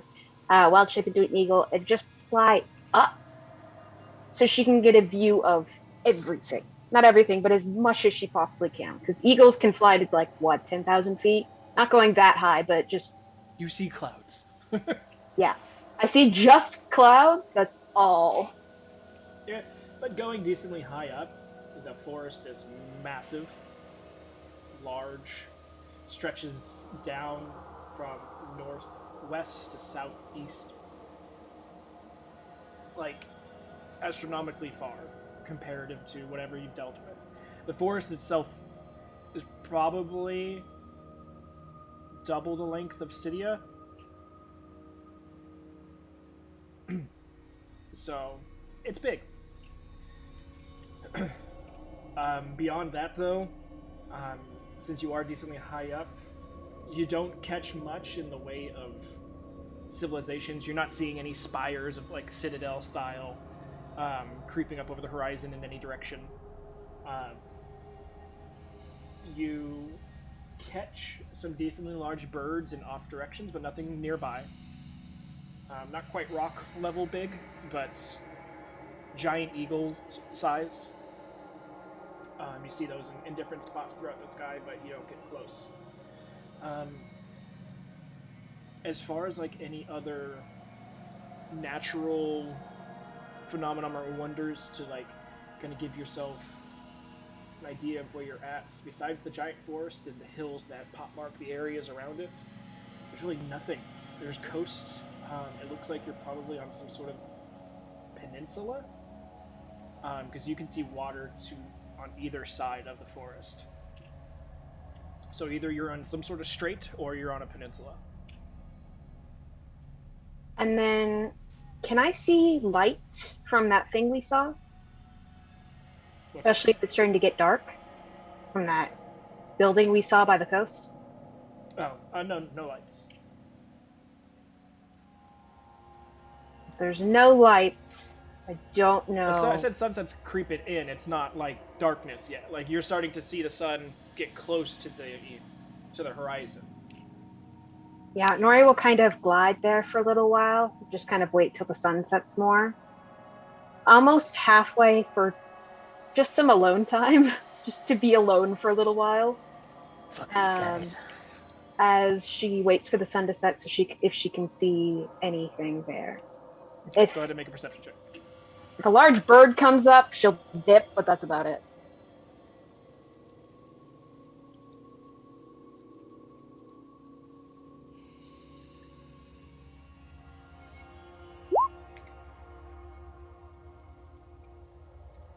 26. As it gets darker, you keep an eye out in that general direction as well as all around you to make sure you don't get snuck up on. No lights.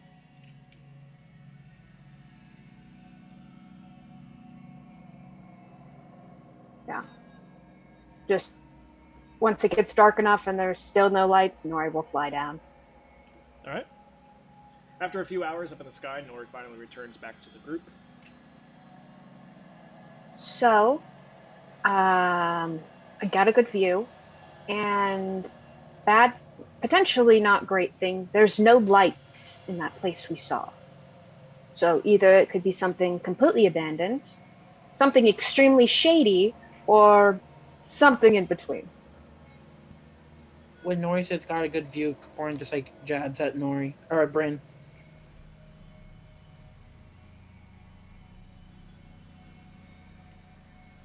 You get flicked in the air by Bryn.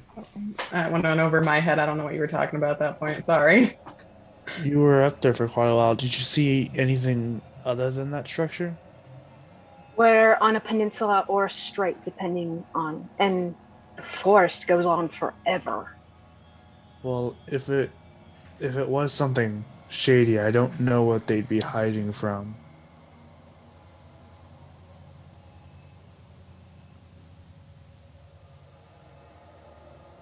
Disembodied I don't know. voices. I was thinking of evil lair. That was my first thought.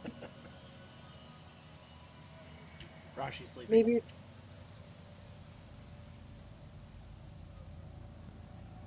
Maybe there's some nice disembodied voices for us to talk to. Guess we'll find out tomorrow. Kaporin's always had a good interaction with disembodied voices, so he can't say anything. More or less. I'm sure the voices in your head always agree with you. Both Amric and Rashi, whenever you talk about disembodied voices, are like, what the fuck are you guys always talking about disembodied voices for? Just from so long ago. How far away? Could I tell how far away the building was from us? 4 hours travel on horse, galloping speed. You're probably talking like a good 24 miles. Once we get within 3, then I'll cast what's it called? What's the one spell? I'm drawing a blank. Me with nature and check to see if there's anything interesting there without having to go in. Okay. So, were you guys all bedding down then? Kaporin, during Nori's, probably would set up tiny hut for everyone. I'm doing what I can, but my bedroll was destroyed at the volcano. Dig yourself a hole. You got used to it, sleeping in the trees, so. Racha would offer you his, and then we'll just like trade off on our shifts on watch. But then he realizes you're 7 foot tall. Yeah. Yeah. Like, here's a size small pants for you, 7 foot tall dude. You can go ahead and wear these, Whatever. and I'll take them back when you're done. Whatever I- Amric's doing for that, Bryn would do it as well since she gave hers to Pond. Because she was like, I don't know what the hell to give this person. Yeah, the only people in the group I'm compatible with size-wise is Kaporin, and that's not happening, and Bryn, and she's taken, so... Kaporin Don't doesn't worry, actually Kaporin's holds 2. comfortably. I mean, technically, if you look at it, you're all sleeping with Kaporin because it's his dome. So it's just. Anyway, you guys figure Pause it on out. Luckily, Kaporin's able to air condition the thing to be a comfortable temperature, so you don't technically need a bedroll. But you guys go through your watches, uninterrupted, unimpeded, decently quiet nights. Interestingly enough, you guys are far enough away from both the forest and the coast, so you don't have forest life to give you the noise or the coast noise to kind of put you at sea. So it's like an uneasy, just breezy night that you're hearing. But you guys are all on alert, and nothing seems to mess with you guys throughout the night. Morning comes, and you guys all have gotten your long rests, so tack those down that you need to, and the day is yours. I give out my customary cockadoodle doo. Is Mitra on the bubble? Emrick's hand twitches towards the bow, just because the best thing he's eaten here was chicken. But then he quickly catches himself.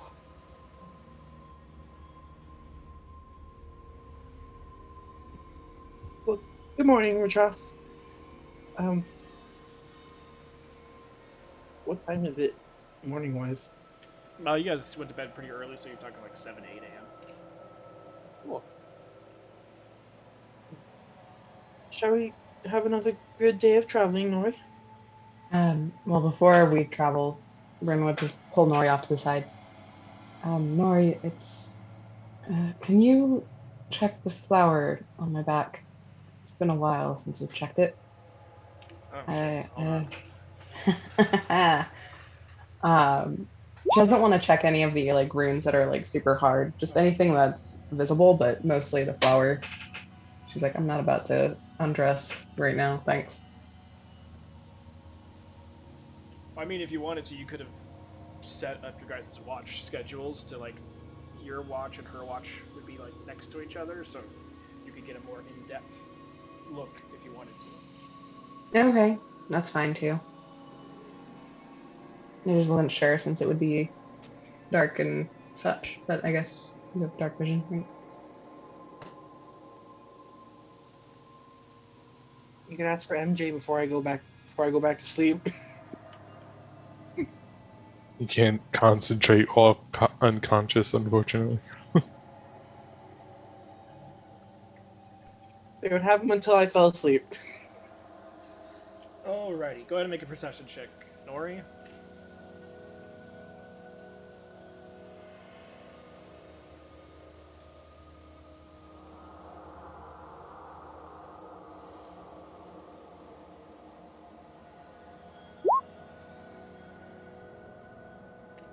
Okay. The flowers themselves haven't changed at all. The stems, however, because I believe yours is upside down, correct? So the stems go up the spine, curl over the shoulder, and now connect, like, right in the middle.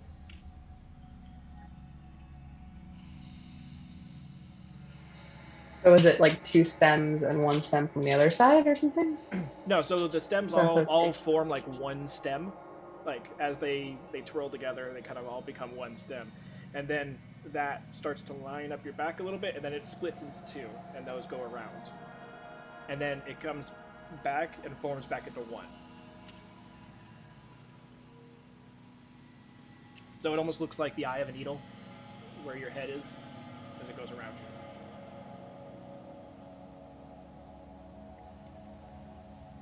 As far as Is it like just a knot there, or No, is it it just just- an it end? just, like, It's the end of the stems. Yeah. It just Interesting. But with actually Nori's perception check, she looks at it a little bit more closely, like right where the stem ends, and it's very tiny, but it looks like roots kind of growing out from the very base of the stem. Like, we're talking super tiny tattoo work. Like, if it wasn't her, like, if you tried looking at it, you wouldn't be able to see it. It's only her getting, like, nose up to skin able to see, like, oh shit, it actually looks like tiny little roots. So besides that, the only other ones that have changed are...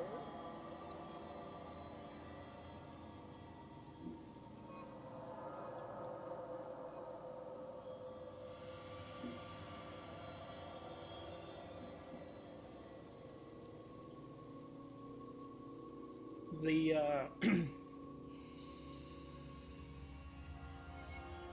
don't know how to explain that one. You can send them to me after, I guess, too. I know, but more for the audience.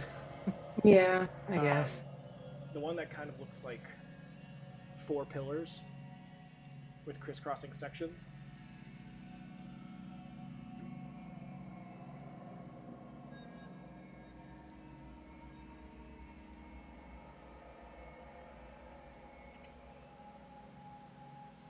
So that one is now mirrored on the bottom. So basically flip, like, take it, copy and paste it, and flip it upside down and have it attach. That's what it looks like. And then an interesting one that's changed is I like when you use that word interesting one. They're all interesting, and that makes Oh me a little bit no. more worried. the Barnabas seal has changed. Well, fuck me. All right. Whereas when it first was put on you and as it was looking, it looks kind of like a G or a C maybe. It is now a complete circle. So there is no more of that gap. It almost looks like an O now with that design on the inside. And as you touch like the new spot where the ink has come up, it's tender.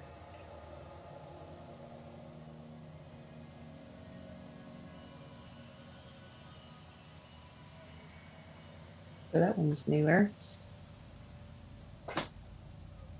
Well, interestingly enough, all the other tattoos that have changed throughout this time, you can touch them, flick them, like they have no tenderness to them. This one does. Well, that's because this one is the Barnabas tattoo, and it's just to fuck me over. It's real fun. And after you put a little bit too much pressure into it, it starts to bleed. Not a whole lot like an open wound, but a little drop of blood. That's just the new area, not the old area. Correct. Okay. But besides those 3 things, nothing else seems to have changed.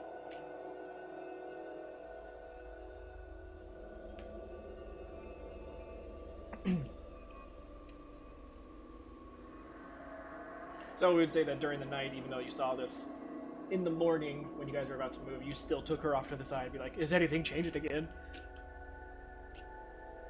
Are you okay?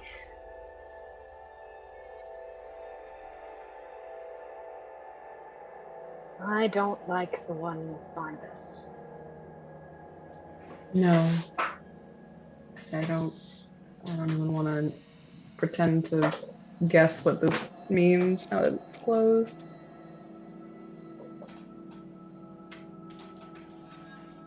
And I don't think the flower one is done growing.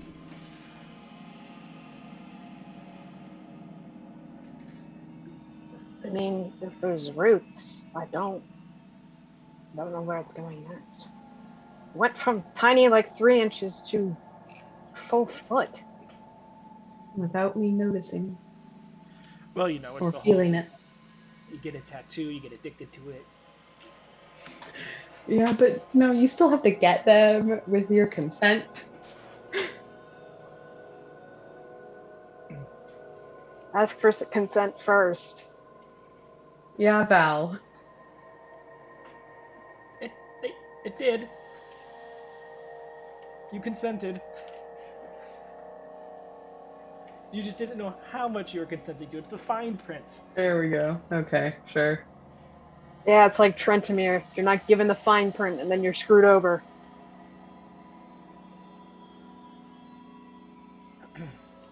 Alright, so are we traveling on 4 hours? Or just shy Oh. of 4 hours to the 3 miles? Before we head on, where is the pillar one located? Oh, the pillar one, I believe I have that. Left tricep.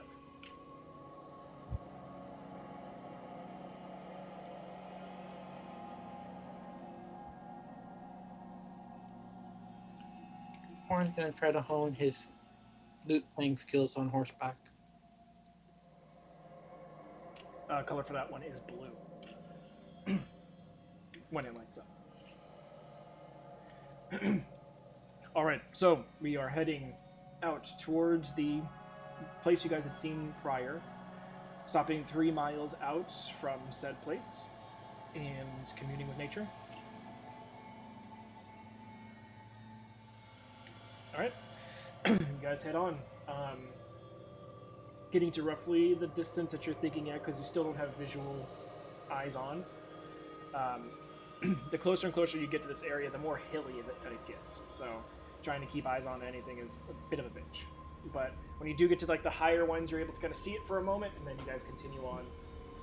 But you guess you're roughly about the correct distance away, possibly pushing in a little bit closer just to make sure. But you go ahead and cast Commune with Nature. I think you learned And three the things. I'd like to know about prevalient. I can't You say always that, do that. word. I always fuck up that word. You know what I'm trying to make. Prevalent. People. I want to know about people. Influence from other planes of existence and buildings. Okay. No influences. People and buildings. People you get.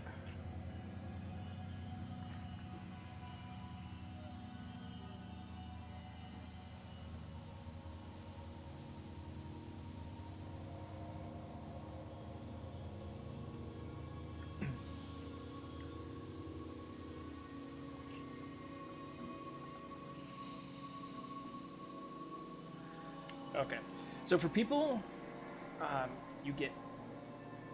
And I'm kind of like loosely figuring what you're trying to exactly mean. What are the better races that are here? Are there bigger concentration of races? So you get Elven and Gnomish. Buildings, you get nothing.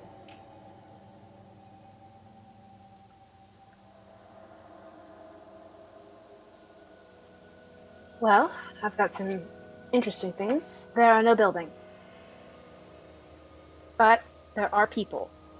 Elven people and Gnomish people.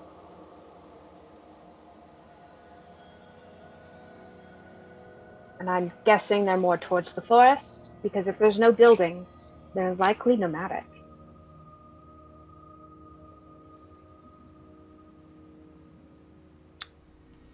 Could they perhaps be underground? Maybe that's the thing we saw. Maybe it's not necessarily a building, but a passage leading underground. Interesting. But they were able to use the land to utilize the land as their base, not build it. I'm just not going to poke the ground.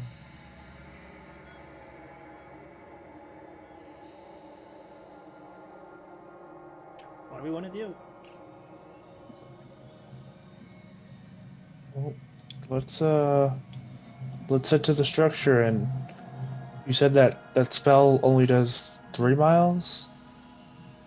So if nobody's there, then we know there's at least some people within 3 miles of us that we can try and contact. Correct. Okay, so heading in. All right. Continuing on with your journeys, you guys still have the horses, so you're able to move on. Remember, it's 4 hours of travel, so mark off the casting for the horses that are needed. But it's when you finally get over the last major set of hills. Like, there's still a few hills up ahead, but these are the highest ones until you get to this area. You get a decent look at it from a higher vantage point, and now that you're this close, you can see that it is wood construction that you're currently looking at, but it looks to be the underside of a massive ship that is capsized upside down and beached up against the shore and going out across the water. Large rock protrusions cut up in different angles, and looks like this has landlocked this large ship. The ship itself rivaling 250 to 300 feet long. Nori gets flashbacks to when they last investigated a shipwreck.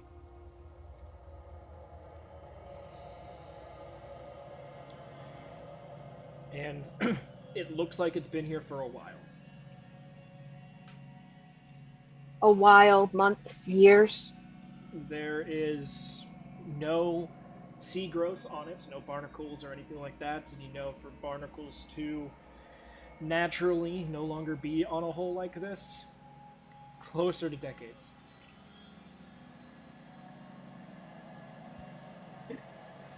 I laugh because every time I hear a ship, I think green and gold. All of a sudden, like those are like the first things that come to There's my no mind. color to it, it just looks brown wood. It's been 13 years.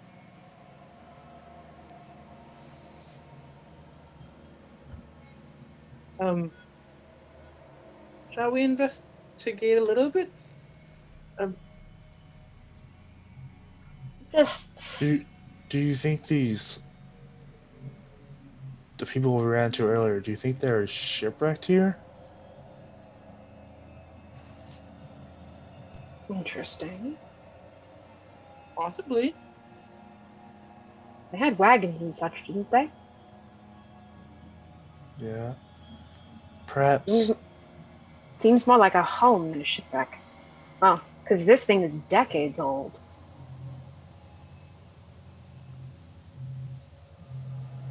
For what we Perhaps know. these. Oh, go ahead. No, that's all. That's for what we know. Well, I suppose it's possible then that these people are from, or at least were from Cydia or Ixia. Peacefully approaching them might be easier than we first thought.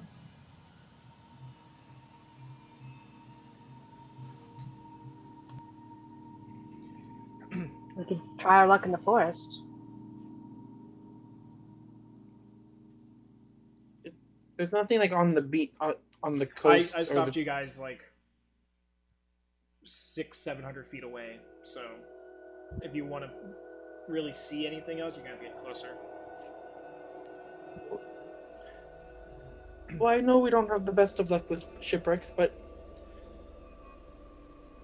I mean, this does look quite old. Might be some clue to who it belongs to. Do we need to know who it belongs to?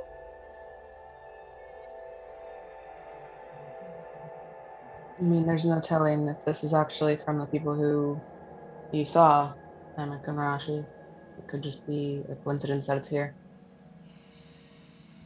I'd rather try our luck in the forest. I mean, we can do both. I also suggest. Oh, sorry. Oh, go ahead. Well, we are already here. Perhaps we should spend an hour or two looking at the boat, and if we don't find anything, then we'll go to the forest. If not, 2 of us or 4 of us could check it out.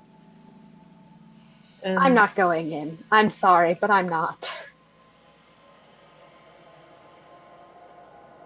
Well, I mean, I do have a way to get away if anything's inside there.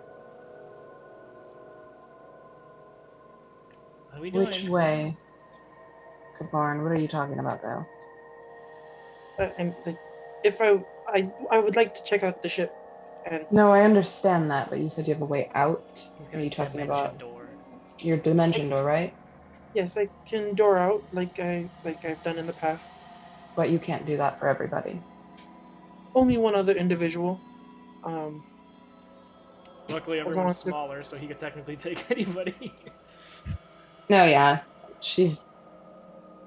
You just saying I can get out is I can get out, not us. We can get out, kind of thing. I just Bryn wanted right. to make sure that was clear. Kaparin, you go with Bryn. We'll wait here. Okay. Thank you I for the mean- volunteering, Rashi. Nori looks very, very apprehensive about these two going in. Just like, Rachaz standing there with his coconut helmet on and his repair tools out, and he just like, oh. He's like, I have dimension door too. Fine. mean, technically, Rachel can go in and just move dash out of there. Could I like temporarily give my cloak to Racha? Nope. Oh, okay. I Never mean, mind. you technically can if you want to. Because it's not attunement. I'm I just surprised you're don't gonna like how offer your it to head. Rachel before you offer it to Bryn, though.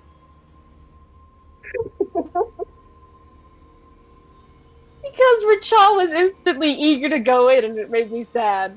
Well, if we have 2 dimension doors, 4 of us can go in.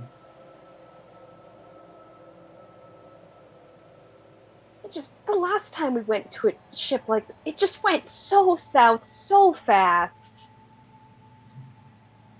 That's right. Only those I- with the exit I'm- should. Sorry, go ahead. Emmerich, would you like to join us? Well, I don't have any bad experiences with shipwrecks. Amric just definitely doesn't. The player, on the other hand. Rachel is like, neither do we. And just like winks. Alright, so who's going in? We got Kaporin. Kaporin, Bryn, Rachel. I think no, Kaporin, Bryn, Rachel, and Amrit. Yeah, and I'll stay outside and listen. That way, if something bad happens, I can wild shape, get in there quickly, grab someone, teleport out. What are the rules for dimension They gotta door? be your size or smaller. So Yeah. Bryn or I need the cloak if it's gonna go to someone. Nori hands it to Bryn. How do I use this thing? You spin around. Rachel will mimic it. Yeah, Rachel will mimic his little waving of his cape when he was wearing it. I imagine like you just kind of grab a corner and spin around, and then you pop out the other end. Something, yeah. I'm Batman. Okay. The Nightcrawler thing. So you sort of like roll into yourself and then you just poof away. And it's not gonna poof me out into the water? It poofs You where can think. choose where you go. Wonderful. Alright, so you 4 are going in. As you guys get closer to it, there are no things out along the beach. There's no broken crates or people hanging out or anything like that. There's a few different openings into the ship itself. Looks like where damage was taken. You're guessing just by the look of it that the sand that's on the beach has slowly piled in, and there's probably another large portion of the ship that's under sand. But you guys pull up. Who's going in first? Bryn will go. It's fine. Child's already inside. Yeah, I was gonna say we're not. It's fine. MJ, Kaporin just like pulls up MJ's like, magic beans first. Rachel was inside by the time you were getting the cloak. Yeah, you heard him go, "Aw," and then you looked back over and he was already gone. Nori's gonna wait about 100 feet outside. Okay. Going inside, it is massive, and you can see further down the ship that is out into the water. Water is also on the inside of the ship. It's not, obviously not sealed off in that direction. But going in, it's massive, cavernous on the inside of this ship. There are no barrels, boxes, really anything left behind. You're guessing that there probably were survivors to whatever this shipwreck was, and they gutted and repurposed pretty much everything that was probably left in here that may have made it past the crash. Going inside, though, Rachar, you're the first one to come across it. There are skeletons here. Half buried in sand, half not, but Rachar, go ahead and give me a perception check.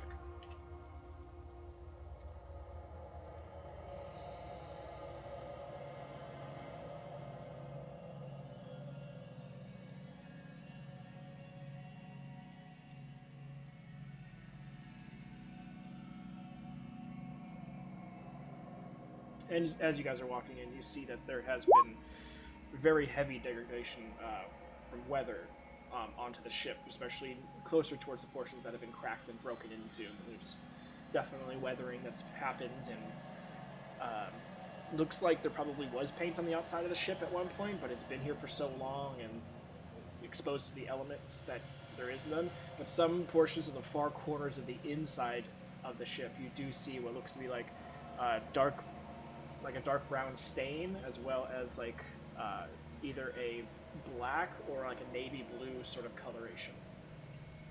So my or my D&D Beyond or something is being weird. I can't roll for some reason, and it's technically -3 to that, so it should be a 26.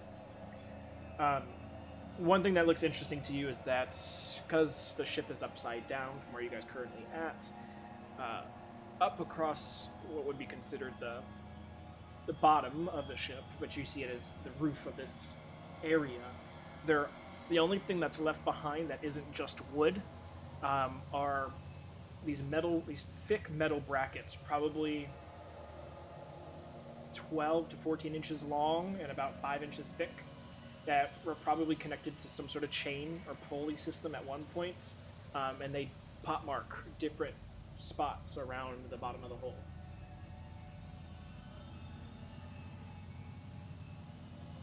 That's just That's what you guys... above me? Yeah, because the ship's upside down. Yeah, so it'd be like what the people would use to go from floor to floor. Yeah. All in all, there's about 15 of them. And that's just what you see in the first 100 feet or so, because once you get past 100 feet, you start hitting water.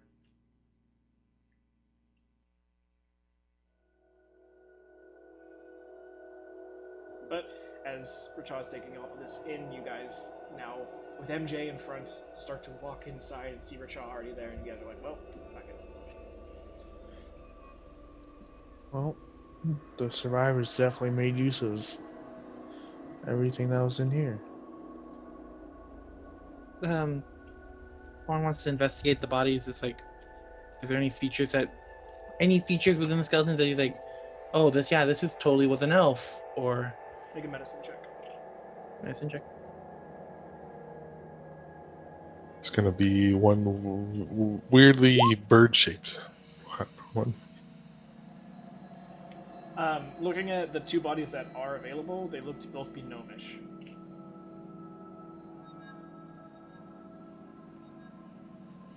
Flashbacks of almost killing a gnome. Almost killed. He evaporated into dust before anything. What's a gnome? Richaw, as you look out into the water portion of the ship, it's hard refractive-wise and without really much light. The ship goes on for another 150 feet or so into the water and slightly at a downward angle, but to actually get a good look at anything down there, you would have to actually swim down.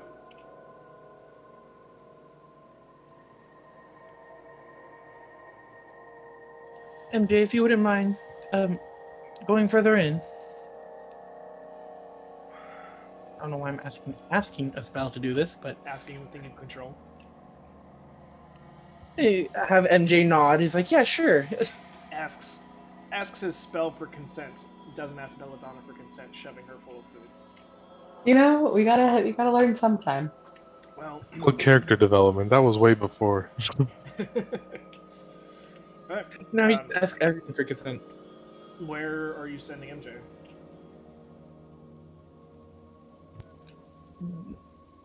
Well, head further in. I mean, you said after the first 100 feet, then it hits water, right?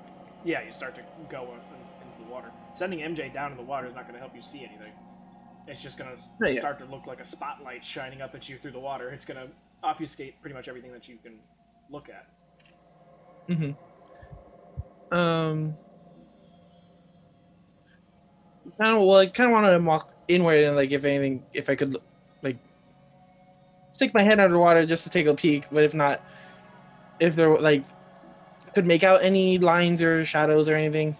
If not, then we'll call it a dud. I mean, the ship goes out and since it's going down and out at an angle, and the way that the shore is, you can see that you could probably access more levels of the ship further out into the water. That's because it's not under sand. It's just this portion of the ship that you're at is mostly under sand.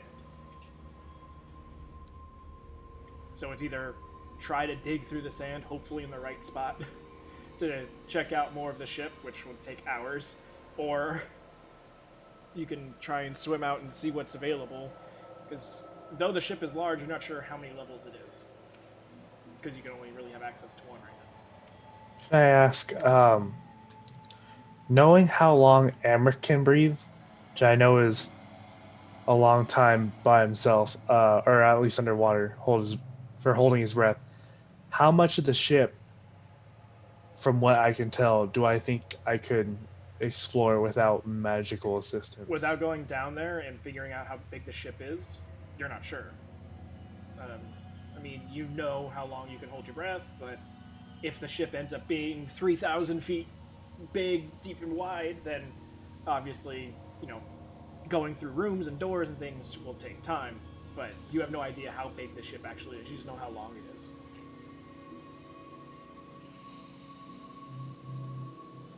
It could be, like a Viking boat, where it's just like an open canoe, for all that you know. Or it could be a 5-tiered galleon construction. You guys saw nothing like this when you guys were down in the ship graveyard. Never seen anything on this scale of a ship, even the one that you guys reincarnated somehow, Richa. It's Does it look like anything could be repaired in this one? Oh, this one is fucked up beyond belief. Like,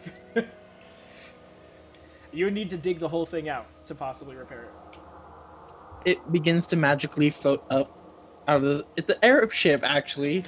I'm kidding. But yeah, so to answer your question, Emmerich, you know that you can hold your breath pretty well. So if you want to start investigating while you're holding your breath, you get a better idea. But right now, it's too many questions.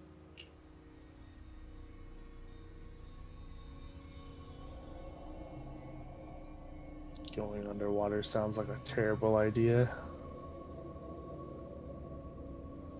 You said we're on like the very top floor, essentially. Those holes don't go into the roof of us? No, Where because you is got it? sand. Gotcha. Yeah. You guys take a ship, flip it upside down. It's technically the top for you, but it's the bottom of the ship.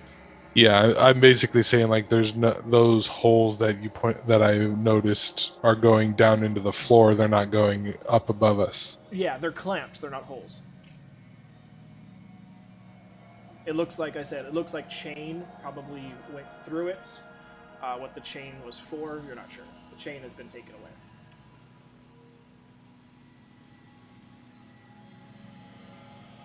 The quote-unquote ceiling, as you guys walked into this place, sits about 15 feet above you. Oh wow, that's pretty large.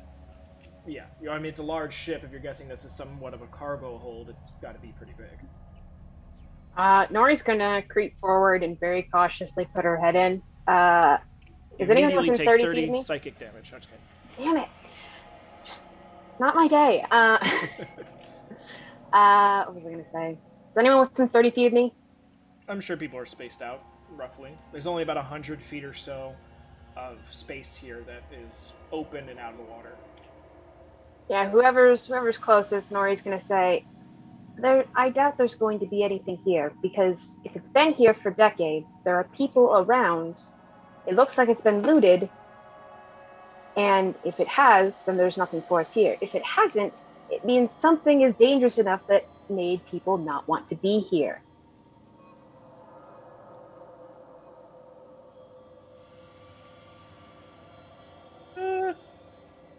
I guess so. Everyone's kind of lost interest in it. Nori backs up again. Who gets that message? She just yells it out to everybody.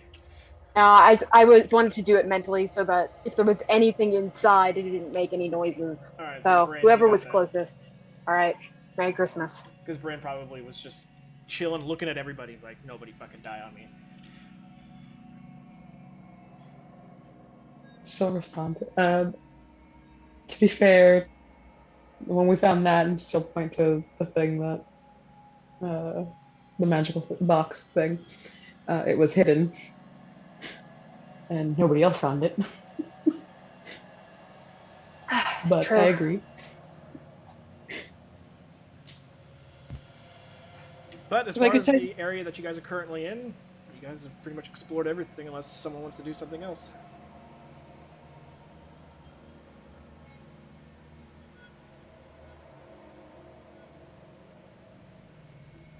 The pod just sort of shrugs.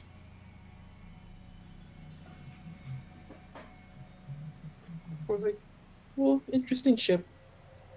I don't care to get wet right now. That's a first.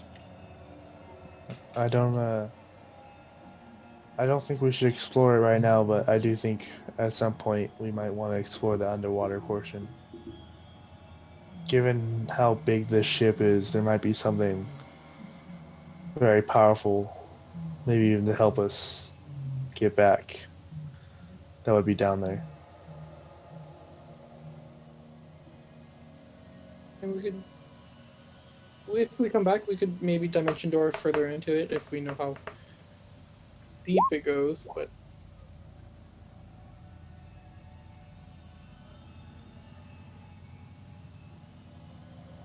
Just I having kinda like Rashi keep an eye out. Yeah, no, that's why I said I'm outside the thing. Nori's keeping an ear out. Oh yeah, no, Rashi's like not even facing the boat. She's just staring away like I'll hear them if something bad happens. But yeah, Kaporin's lost interest. I mean, he didn't see anything, and everyone doesn't look like they want to explore more. So we'll head back out. Okay. I guess it's time to go try to find some people.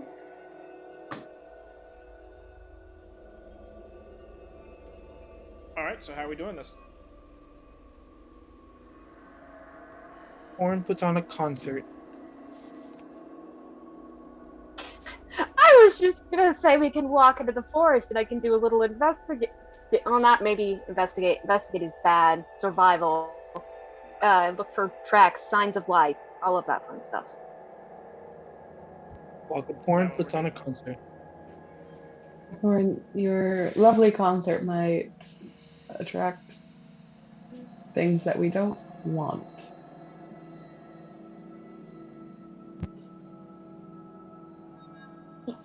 As much as I Unwanted. love your playing.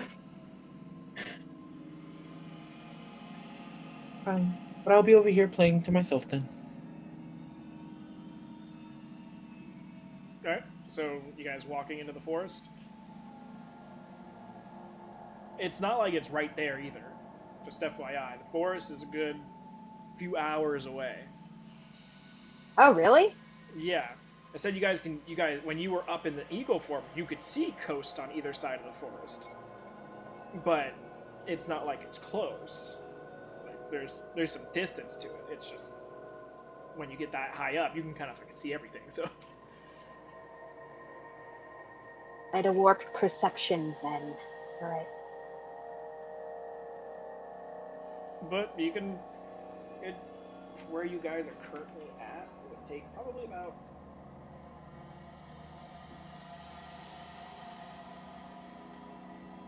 6-7 hours to walk to the forest. And on horseback? About 2.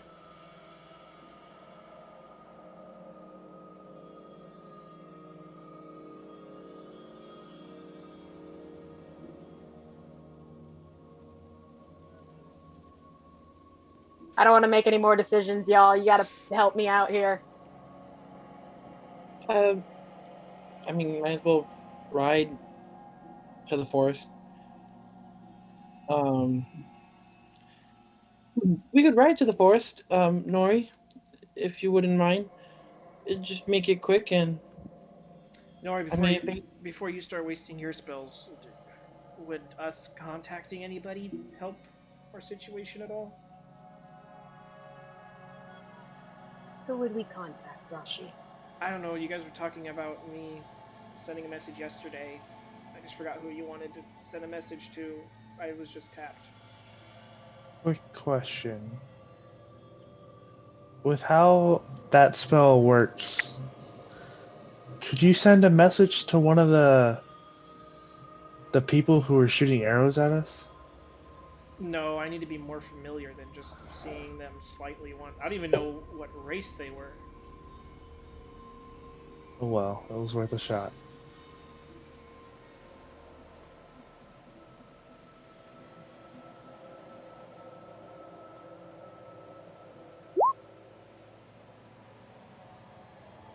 That's your second nat one in performance. Yeah, I was just about to say that. I was just like, wow. 3 nat ones will break a magical item. Yeah. Well, the first one wasn't me playing my lute. It's just You didn't I was. specify. And Oh, I said I was pretending to cry because I'm hurt my feeling. Yeah, he did say that he wasn't using the loot. Well, now you know. It was a really bad. Is it I don't 3 know. nat ones in a row or 3 nat ones Within any a time? certain time. Yeah.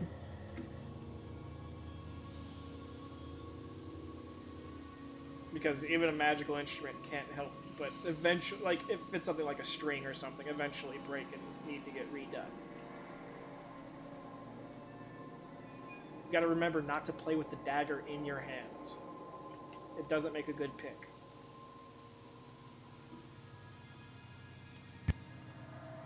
Duly noted. Thank you.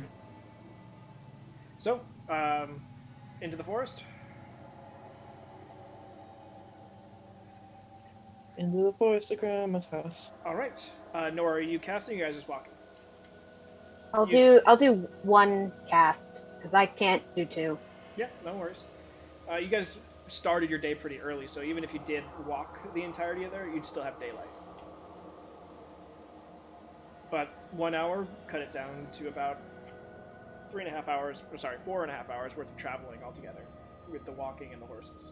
So, eventually you guys get there roughly about like the 2:30ish in the afternoon. And you're at the forest. Blue bark, large trees, thick canopies. You said you're trying to survival check to find tracks? I mean, it's pretty obvious straight up front that there are plenty of wild animal trails throughout the forest. There's wild Is it animal trails. Oh, sorry. does it look like there's any like humanoid footprints? I mean, we did know there was a caravan at least moving somewhere around in this area, more or less. Go ahead and make a survival check. Can we both do it? Yep.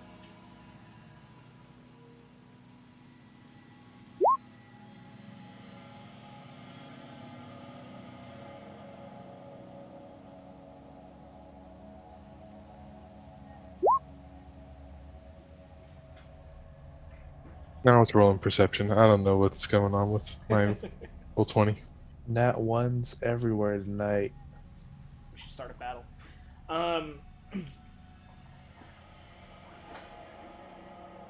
so, Nori, looking through, you're seeing plenty of trail tracks, but nothing seems to be bipedal. It all looks to be some sort of animal.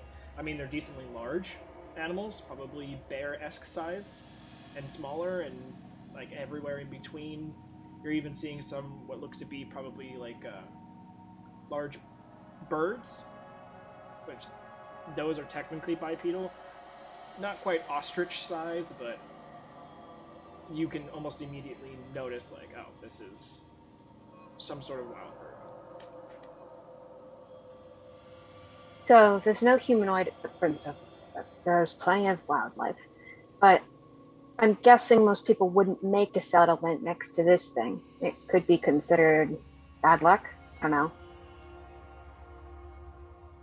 Dangerous cat people. Well, there were no bodies in there. I mean, I don't think anyone wants to live anywhere near that. These Plus, when we elves were ain't looking loyal. for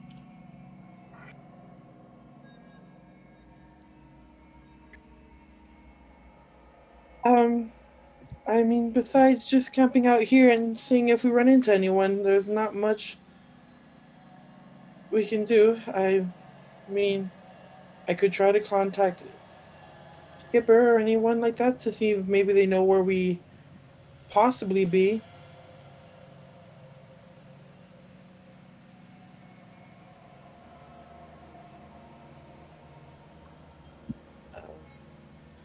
But knowing that Skipper only travels, or that we only knowing that Skipper only tries traveled the route we knew, I'm not sure if he may know of this place.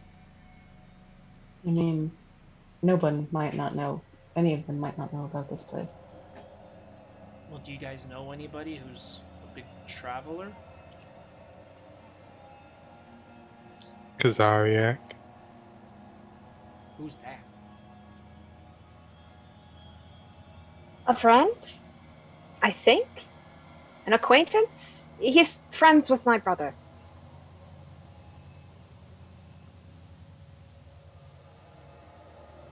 I've met him before, but he knows my brother more. Okay. It's always worrisome when Nori says it's a friend of hers. That could be real hit or miss. I mean, he liked her enough to not take the Twentimere piece. Well, that's good. Rashi, you have to know that the extent of my friends are 90% of them are right here. You could probably counted them all on your 90. fingers, Maury. It's alright. 100% of mine are here.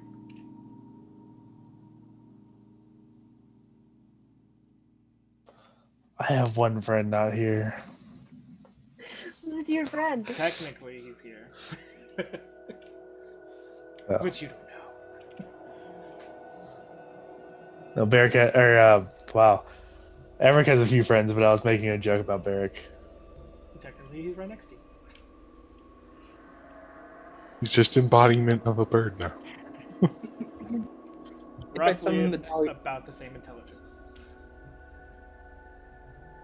If I summon the hound, will it start barking at next? Alright, so what are we doing? Are we sending messages? Are you guys camping out in the forest? Continuing on? You've got a few more hours left of daylight. So, what do you guys want to do?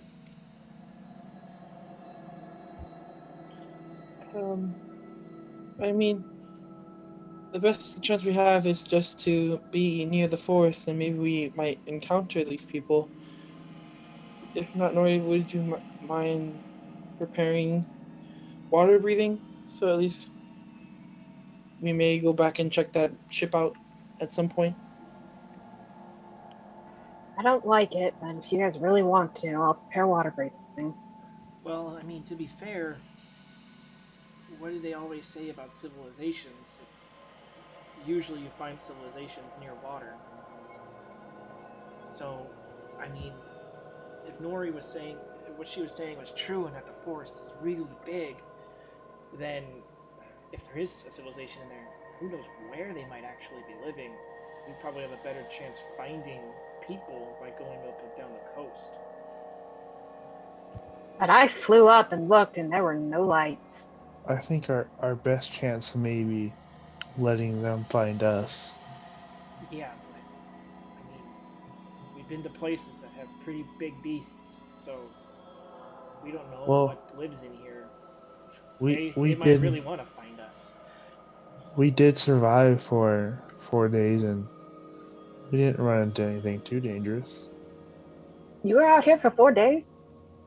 But we also stayed in one spot and slept up in the trees. I don't know about you, but I don't think Kaporan has the dexterity to sleep in a tree all night. But we also don't have to go into the forest if these people are somehow the ancestors or survivors of the shipwreck and we stay here, they'll probably come looking for us. I doubt they'd appreciate outsiders going through their ship. Well, I'm not saying we sleep on the ship or anything. I'm just saying we probably have a better chance at finding civilization somewhere up the coast. Yeah. So are we? You said there was a peninsula, or was that the ship that was the peninsula? No, Nori said We're on that the peninsula. this entire land that you guys are on might be a peninsula. And are we heading like the direction we've been heading? Is it towards the edge of the peninsula, or is it towards? Nori couldn't see that far. She said it might be a strait or it might be a peninsula. There was at least ocean on either side of the forest. So either this area that you guys are going connects to another landmass, which would make it a strait, or it's a peninsula and you will find a third coast.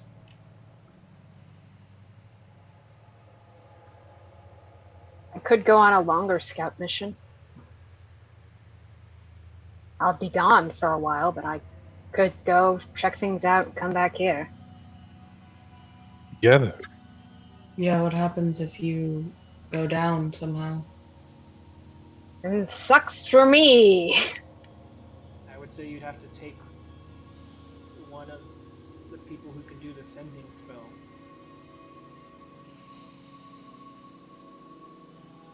Preferably me for healing in case something happens. I was That would- going to say, But yeah, that would put 2 healers away from the group in case the group gets jumped. I can do some healing. Together. And he's just like he's giving these hand gestures of like, why? because I can't take everybody. We can just Just all go. travel.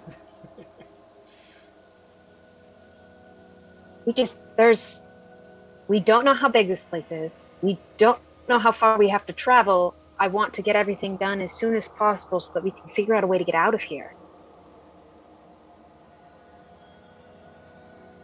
I mean, unless you want to gamble. I don't want to separate. I don't want to gamble. That scares me. But I don't know how else to do it I mean, without it taking a bunch of time. I don't know how to convey this as Rachel, but you're gonna have to come back regardless. So if we're all going one way, we all go back the other way the same way.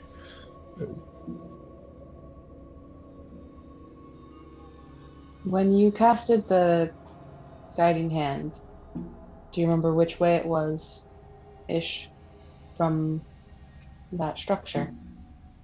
Yeah.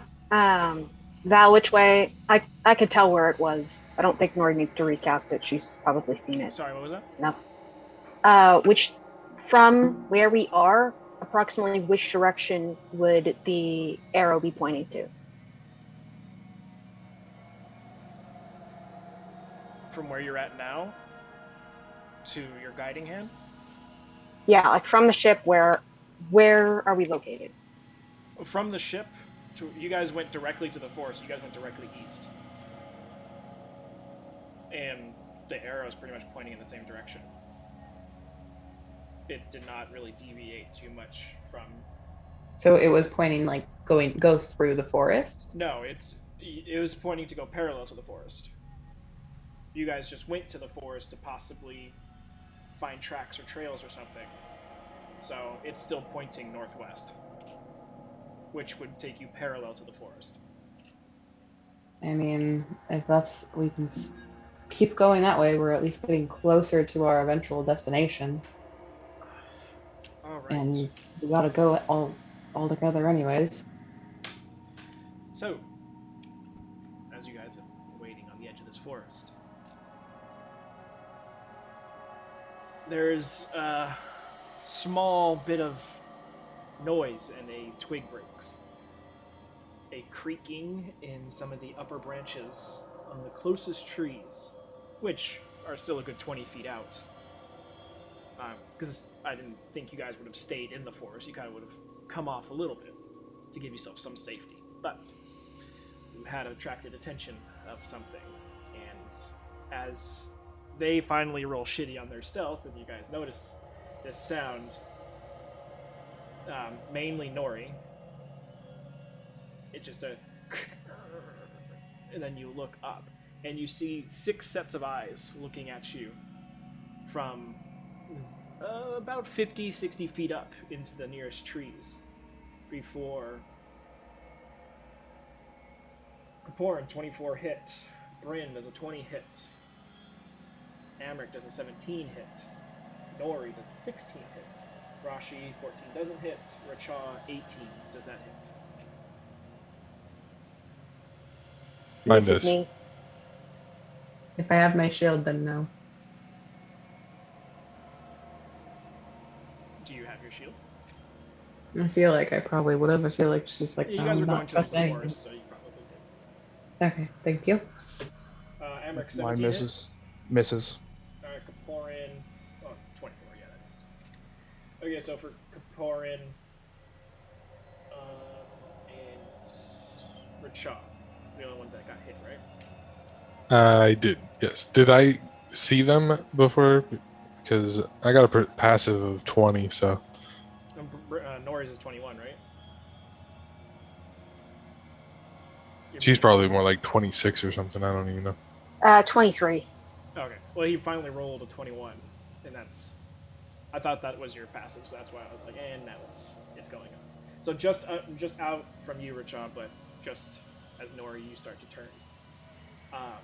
But those that got hits are grappled and restrained as nets get shot out, and you get pinned down against these heavy-weighted nets that get thrown over you. Let's go ahead and roll initiative.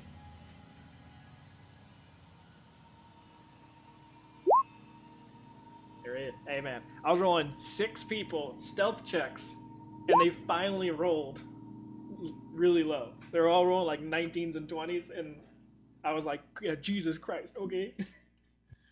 Wow, you stole all of the high rolls today.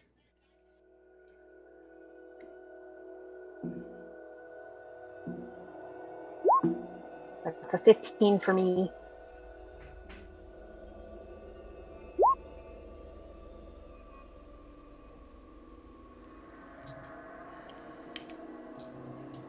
All right, 25 to 20. Ooh, I think I'm always one of the last 2 to go in combat.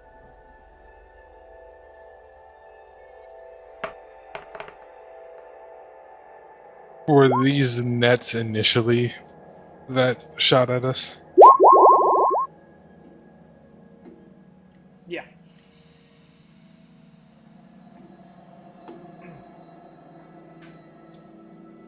Okay, so Rachad 24. Correct.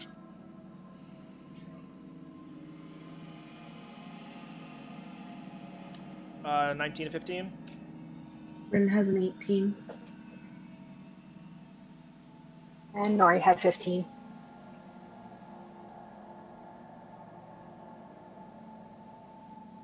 And Rashi had 20. Okay. 14 to 10. Amric and Kaporn both have 7. I believe Amric beats me. Nope. Kaporin goes first. Kaporn goes whatever.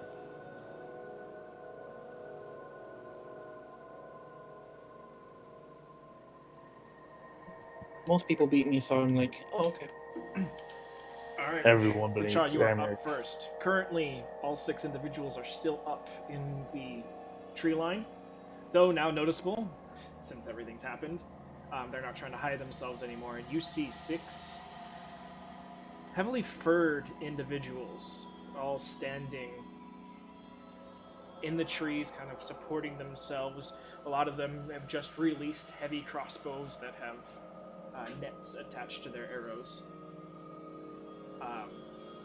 But decently large, probably 7-8 foot tall individuals, completely furred, large open mouths.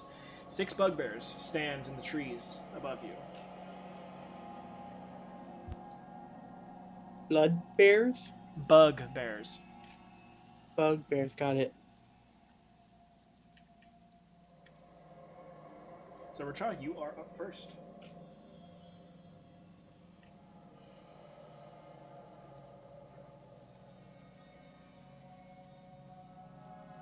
Can I go ahead and I'll bonus action set out my spirit wings. And is this net like rope or is it like Yeah. metal? No, it's rope with metal ends, and then There's some metal that runs throughout the rest of it, kind of giving it weight, but it's mainly the four corners that have like big metal grappling hooks that are sunk into the ground. Gotcha. Can I then use the force damage of it to try and hit the net to like make it shred off me, or no? Yeah. How much damage is it? It's only 2d4, but Yeah, go ahead and roll might for be. it.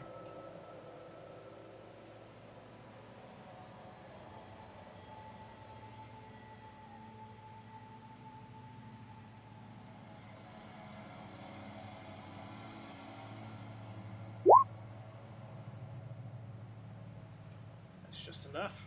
You tear a hole. You don't cast it from you, but you rip a hole throughout the rope, allowing you to stand up. Then I will do so. I will look up towards them and say, "Don't touch people's manifestations," and be like, "Can I help you?" But I'll have my I'll draw my bow and be ready to fire if they openly attack us. They seem to just be trying to capture us. Okay. Ending your turn brings us to the one on the far left. He's standing there, and then all of a sudden he's gone. Just almost a shadow of himself before it obfuscates with the light behind him and kind of just melts as if he wasn't there to begin with.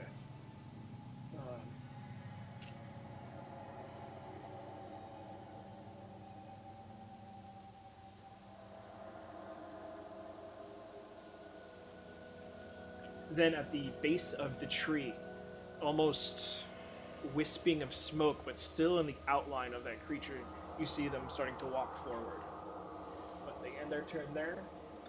Second one is the one on the opposite end. He's going just a straight jump down over at Kaporin. And he's going to make his athletics check. Another 19, naturally, so that makes it a 32. And he grabs two ends of the grappled net that's around you, pinches them together, and just starts to pull you back.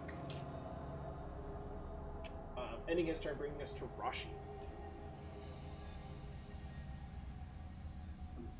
He had to use his movement and everything to get to you and do that, so he's got you in there, but he hasn't moved you yet.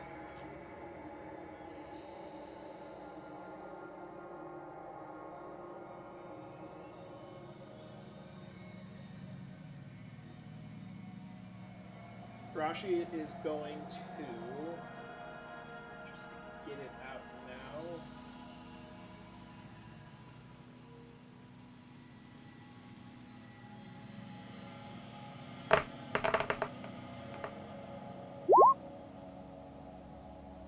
Pulls out the spiritual weapon to the guy, but misses him.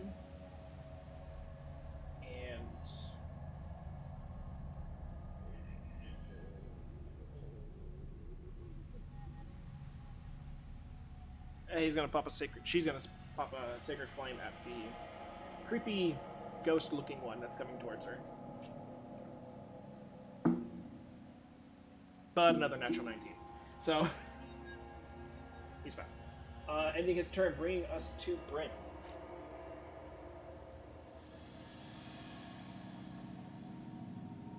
Bryn's gonna look at the ones that are on the ground. They're far apart from each other. Yeah, I the guess. one that's like ghost-looking is still over by the trees. And the one that jumped down on Kaporin is about 40, 50 feet away from that one. And then the rest are still up in the trees. Okay. Bryn will walk over to the one that has Kaporin. Can you give me my friend back? I really don't want to fight. It's been a long, I don't know how long. I don't want to do this. Give him back. Then end your turn. Yeah. Yeah.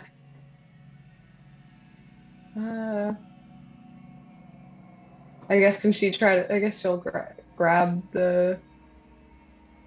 Kaporin in his net. In the net? Okay. You gonna try and pull him away, or? Yeah. Okay. Athletics check. I imagine getting ripped in two. Bryn, what's your... Huh? yeah. You rolled a natural 18. Yeah, I love that. So you still grab the net, and you try to pull it away, and it just doesn't move anywhere, and you're like, he's strong. Yeah. Okay, but at least you said that. Go ahead and make a persuasion check for me.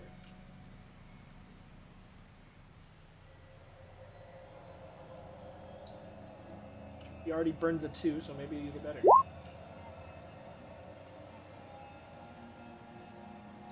Alright. See what happens. After your turn, Bryn, the one that seems to be bigger out of all... So there's still 4 up there. The biggest one, second from the left, spits out some orders to the ones that are down on the floor. Only Nori picks this up. In Goblin, you hear, "Watch out for that one. Push him to the side, be safe." And he just stays. But as he points to the one that you're next to, Bryn, "Come on, do what you can." And you see he make another athletics check. Okay, you have a shot on this one.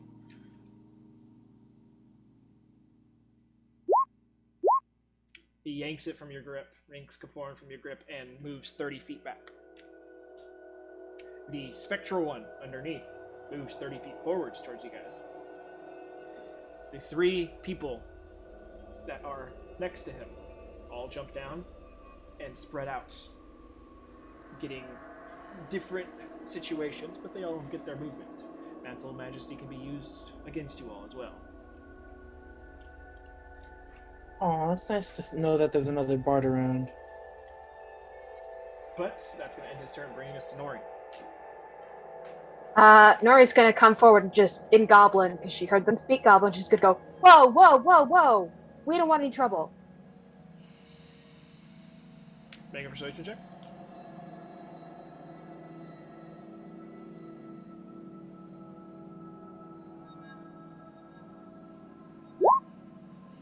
That sounds about Nori. Anything else on your turn? Nori's gonna hold her action.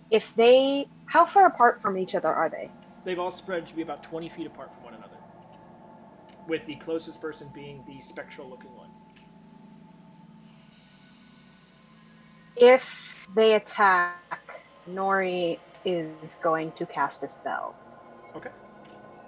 Only if they attack, because she's put her hands up like, "Calm down, it's okay, we're fine." Alright. Alright, ending your turn, Nori. Brings up to 2. They both roll the same initiative that are on the ground. They're gonna stop. Both of them each have double-bladed scimitars in each hand as they stand there, and they're just waiting. But Kapoor, you're up. Maverick, you're on deck. If I dimension door, will it take the net with me? No. From my dimension door out of my net, Okay. pop right behind Bryn. So 5 feet away. She's only 5 feet. Oh, sorry, You said 35 feet away. Yeah, she's like 30 something feet away. I was just like, well, she's a lot farther, I thought. No, it's fine. So 35 feet away, directly behind Bryn, who is standing next to the spectral bugbear now. Oh, she's standing next to the spectral one? Well, he made his way up during that whole process.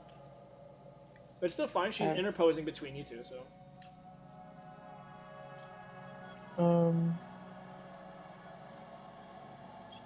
I want Kapoor to do that more, and then just like whisper next to whoever he comes up behind.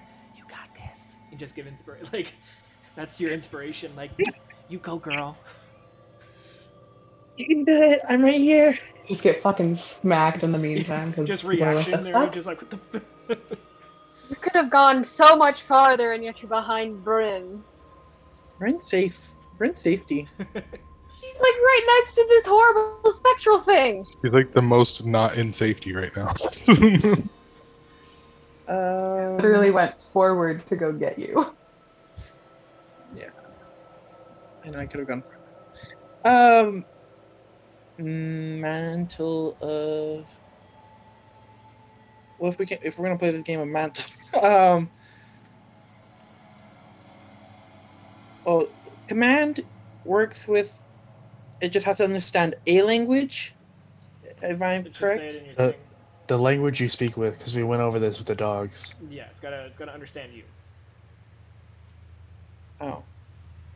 Well, we haven't confirmed that it can understand us. Yeah. Pull behind Bryn, then You can just say you hold it if you want to. yeah. Well, I don't even want to hold that one right now. But I'm actually. He just wants to hold Bryn.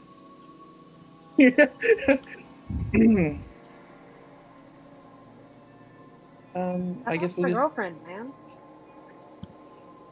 She's home, okay. I feel safe near her.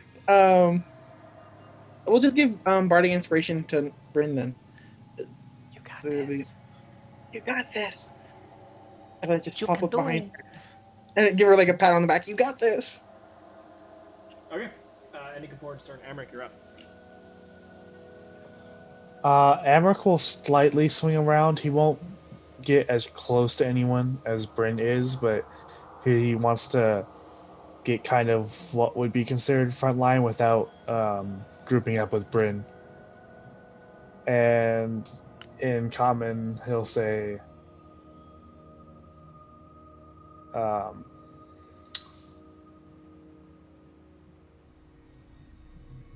"We could stop this now. No one needs to die today." And then he'll take the dodge action.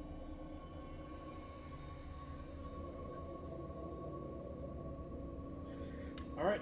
Ending Amric's turn brings us to the last bugbear, who will just kind of stand there.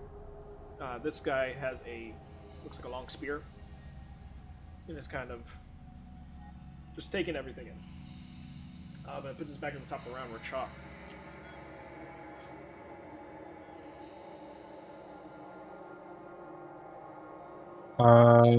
Is there anywhere to hide in particular without going into the woods? No, it's. I mean, you got hills, but those are probably like 70 feet behind you. All right. He'll sort of. He won't be right up next to Bryn, but he'll approach to that closeness and put his bow away and pull out his short sword, and sort of just be ready if they approach, and like openly attack us to strike one. Okay. Alright, that brings us to the Phantom Bugbear. He's going to.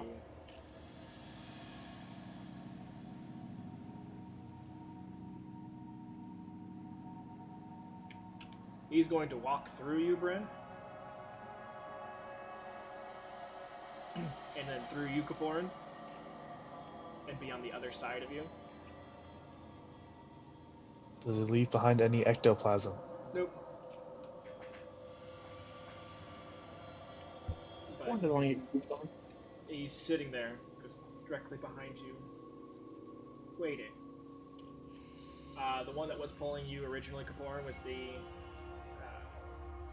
the nets, releases the net now, unnecessarily needing to pull it around, but is reloading his heavy crossbow with an actual bolt this time, and is holding.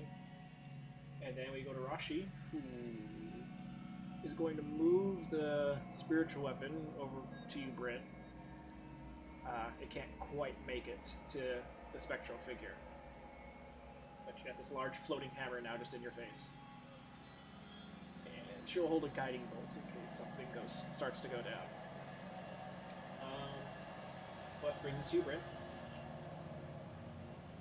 I'm just gonna repeat pretty much what she said. We don't want trouble. We don't know where we are. If you can help us, that would be great, but we don't want to hurt you. She's not gonna back away, but she'll hold her attack if one comes to attack her. Alright. It brings us to the one that's still in the trees. He's going to jump down, move a little bit closer towards the group. And you can see now that he's within more visible range. Large scars cut up across the different portions of the chest. He's not wearing any armor. But he carries this nasty-looking warhammer off to the side that seems to have different bones, tusks, and different other portions of ivory kind of embedded into the top of the hammer. Looks like if it gets a decent hit, it would fucking hurt. But he's just walking forward, sitting at about 7 feet, 8 inches tall, and definitely much broader than the rest of the other bugbears. And he starts walking to you, Nori, but doesn't quite get to you.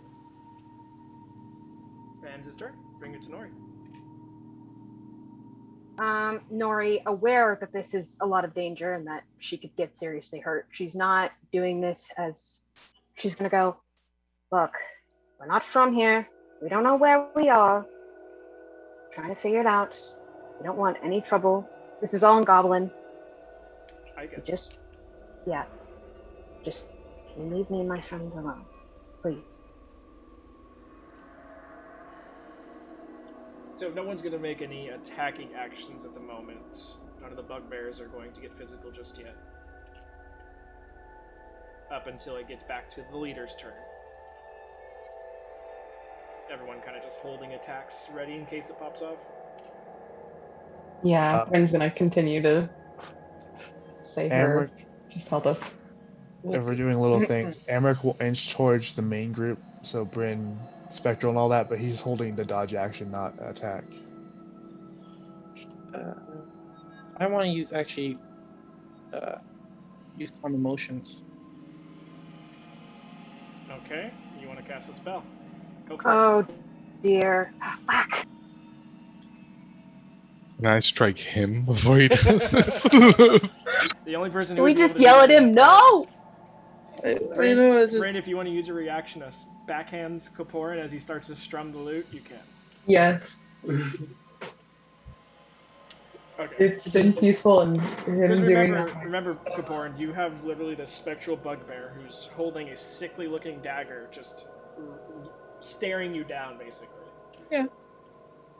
So you start to nervously start to strum the lute, and you just get a. And you're like, okay. You can hold a spell and get ready in case something needs to pop off, but. Yes. The point was already dragged, and he's already like, I don't trust these people. Okay. The leader, on his turn, walks ever closer.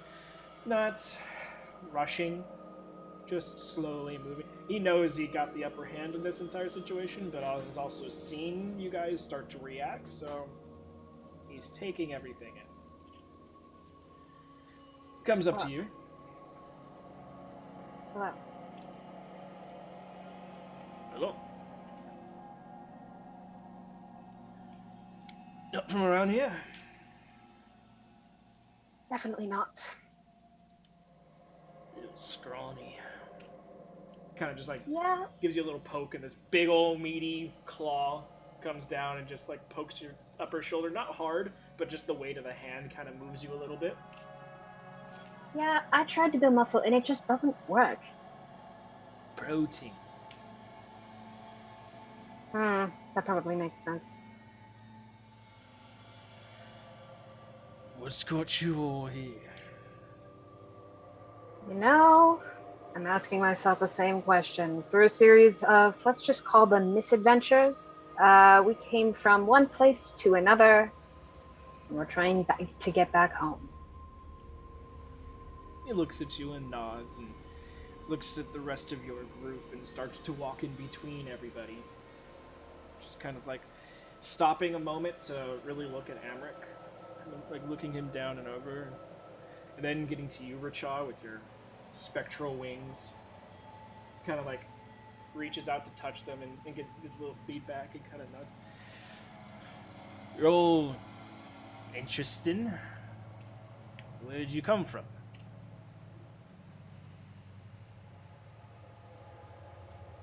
Why on earth would she lie? They're, Cydia.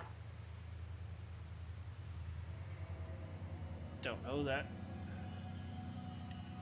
Gets over to Continent gets over a to little you. farther north. Across the water, I'm guessing. That is what I suspect as well. When did you all get here? Looks at you, Kavoran, up and down. 2 days for some of us, 6 days for the other.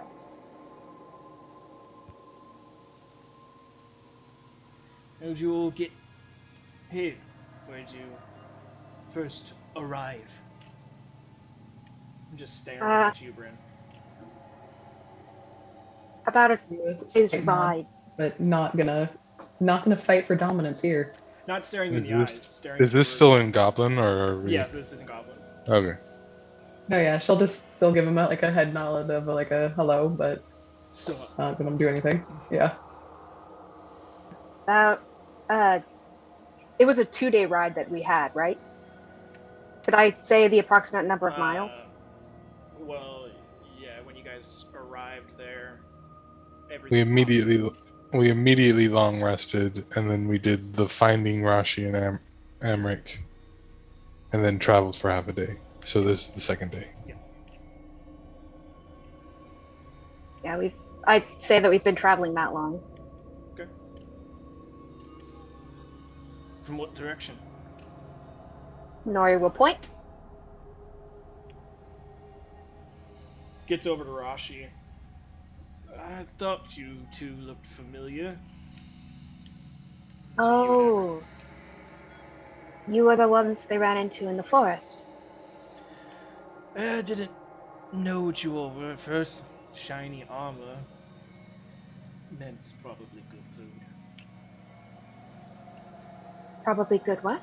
Food? Interesting. You eat metal? No, just people who have enough money to buy armor. Usually. They're fat and plump underneath.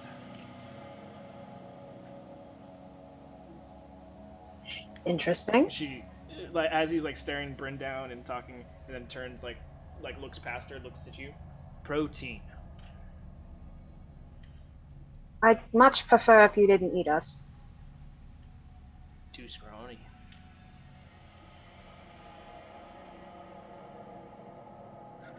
Cha feels slightly offended for some reason that he doesn't understand. He waves his hands, and most of the bugbear kind of stand down, except for the one that's in the spectral form. May I ask your name, sir?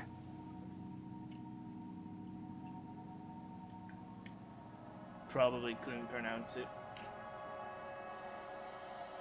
Not an intelligence thing, you just lack the detachable jaw. No, that makes sense. You can call me leader. All right, leader.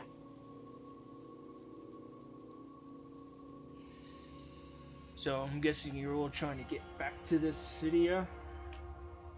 That is correct. We've got family and a couple interesting things to find. I can tell you have a hard time getting across that water. Nori's just kind of like, continue. Sure you saw the boat? That was the last vessel that ever sailed these seas. Well, that's fun. Very happy about that. That's where those fucking gnomes get. Yeah, I sensed there were gnomes and elvish folk in the forest as well. Yeah, fuck the elves too. My He ancestors killed becomes them all. Nori's best friend. They were Wait, say it again? They were slave trading us. That's not okay at all. Yeah. But they beached. We got free. Welcome to Espavania, where only the strong survive. May I get the spelling for that, please? Espavania.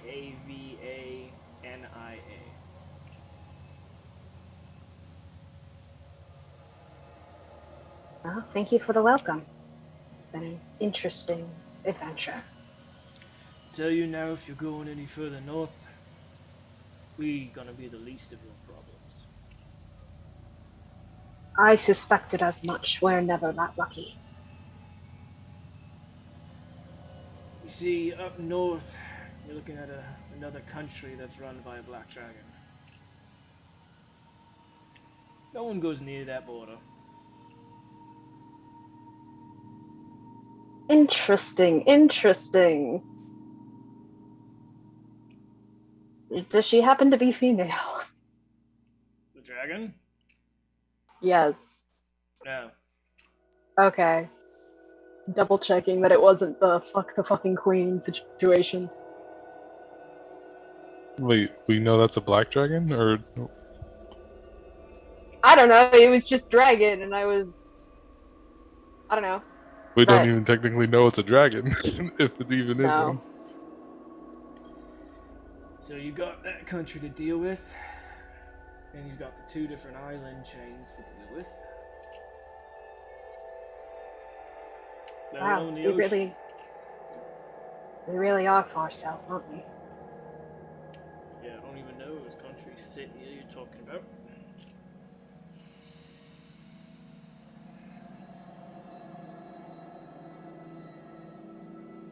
Well, this puts things into question. In common, Nori's gonna go, well, my lovely friend here has told me where we're in a place called Espavania. Am I saying that correctly, Belle? And the most recent people to cross these waters are that sunken ship. And there are several countries north of here, and one of them is run by a black dragon. As So- you've turned around and started talking to everybody, Nori wouldn't have turned her back to him. okay, but as you've kind of like openly talking to people, one of the other bugbears behind him kind of pipes up and speaks to the leader. Kaporin, Nori, and Rashi would all understand it, as it's Elvish. Hey, boss, what's she saying? Ratan knows Elvis too. He kind of just stabs his hand in the air, back in Elvish. She's probably just telling him all what she's heard. Also in Elvish, Nori will go, that is correct. That makes things easier. Emmerich's starting to feel a little left out, so in Giant, he's gonna start saying stuff he's heard Racha say. Nori, what about this one? What? So has a spectral bugbear on him, don't I? Just stand down, Kaporin. It's okay. We're just having a conversation. I would have been in common. Racha would have. Make a perception check, Emmerich. Racha has kept his spectral wings out because that spectral guy has not let his guard down either. No problem. Yeah, Nori's not guard down. It's more of like Okay, 20. we're gonna calmly talk. When you started speaking giant, the one bugbear that was pulling Kaporan at one point kind of like tilts his head in your direction as if he's understanding. And I'm speaking gibberish. Hence why his head is Is tilted. not gibberish.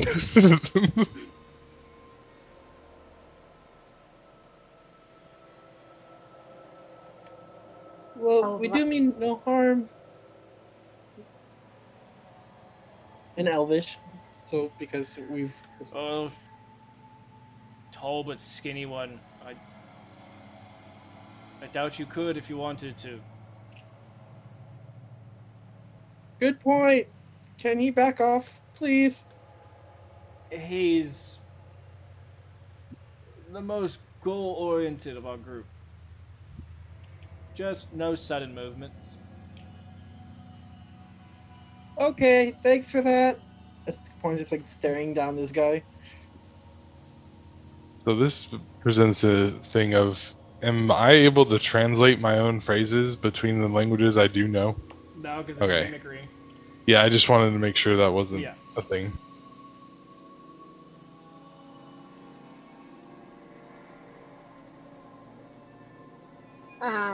Yeah, so in common, Nori will go, this is leader. Yeah, let's just trying to figure out what's happening here. Good We conversation. know his name. Does he know ours? No, he does not know our names. But he has not Might asked. be the friendly thing to do. Alright. In Goblin, do you need our names? Bryn's over here like, they're less likely want to kill us if they know our names.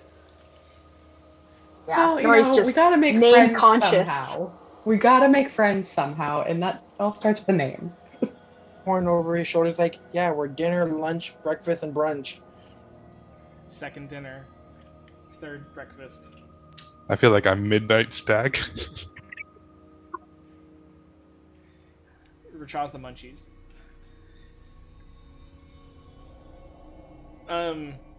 As you ask this of leader, he kind of shakes his head.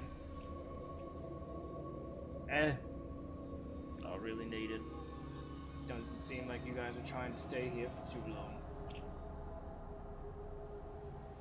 So whether or not you actually succeed in leaving or die trying, there's no point in learning.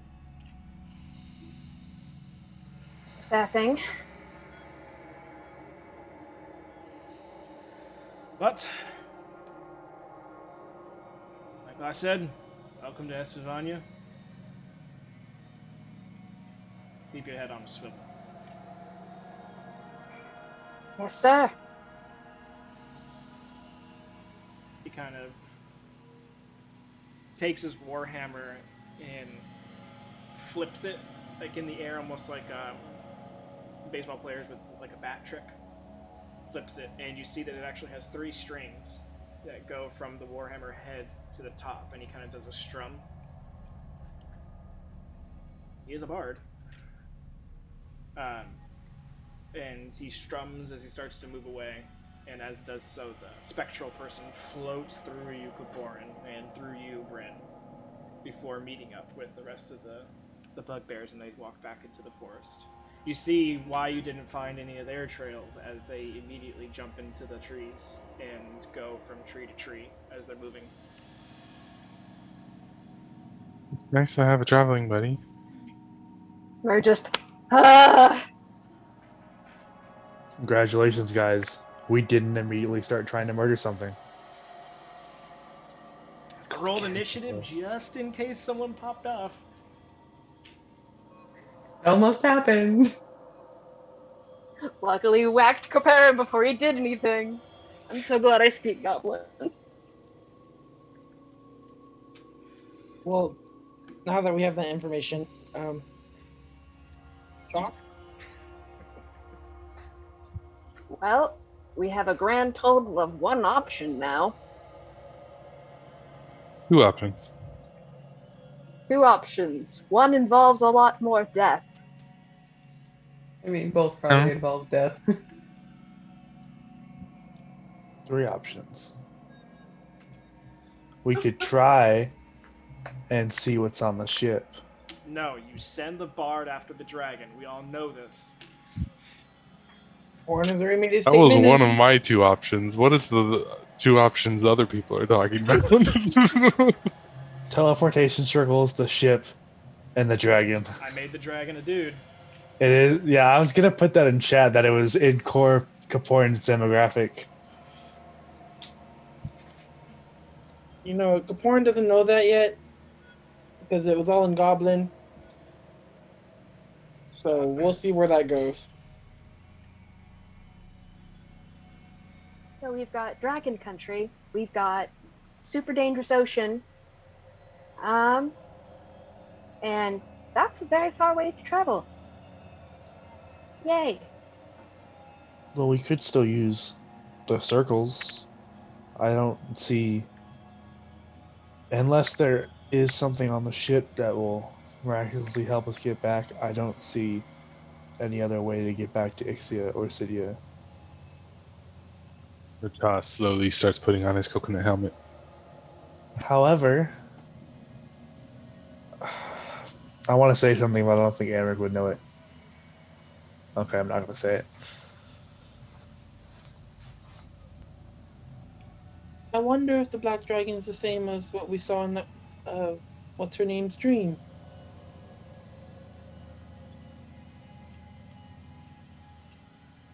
Well, the Black Dragon was an adult in that dream. I wrote down all the dragons, pal. I was just trying to remember if that one died. It was the copper one died and the red one died. Well, at least the ones that you guys saw, yeah. Mhm. I was going through the entire battle in my head. I'm like, wait, did that one die or not? But It didn't so then- long as we saw it.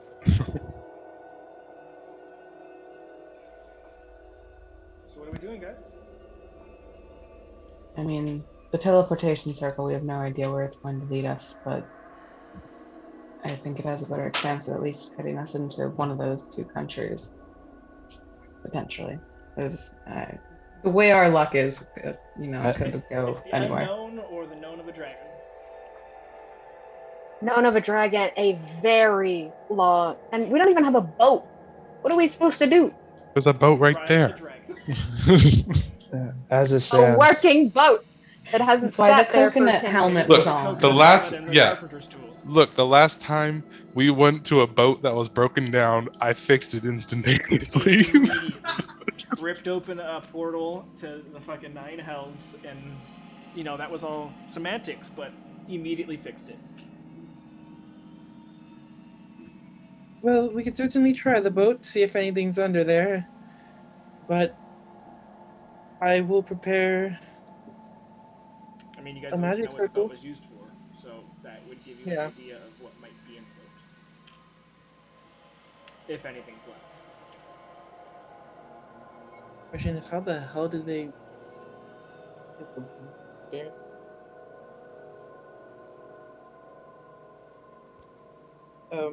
Warren's all down for going back to the boat and exploring it. If not, he can start working on one of two teleportation circles. Hamrick's vote is boat and then teleportation circles, unless Kaporin feels like getting bottomed by a dragon. Let's be real. He has to make the persuasion check to be the top, at least. So, boat and circle, boat and circle. He's smart enough to not fuck with the dragon right now. I At mean, least the be only 10 thing with the only thing with going back to the boat is we'd have to wait until tomorrow, I think, right, Molly? Well, for water breathing, yeah. Yeah, exactly. Well, and that's probably what we would want to do. Because And every plus, time it's we like, fuck with the water, it's coming handy. Yep. I don't think we'd even make it over there today, anyway.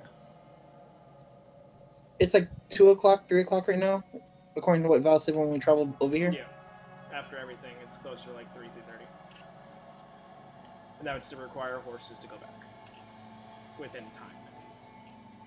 I don't have enough spells for that. I think I it'd be mean, better to walk anyway, so we have maximum spell slots for tomorrow. I was going to point towards the forest and go, ask for consent first. The whole conversation is goblin, but I wouldn't know. Never mind. What do you mean, Richa? Ask to go to the ship? I sort of just assumed that Nori had told us everything that they had brought up. Yeah, I would have So- just kind of filled you in on everything. Yeah, after they Well, left. Deal with the back and forth. They said they were slaves on board the ship. I'm not sure they would care.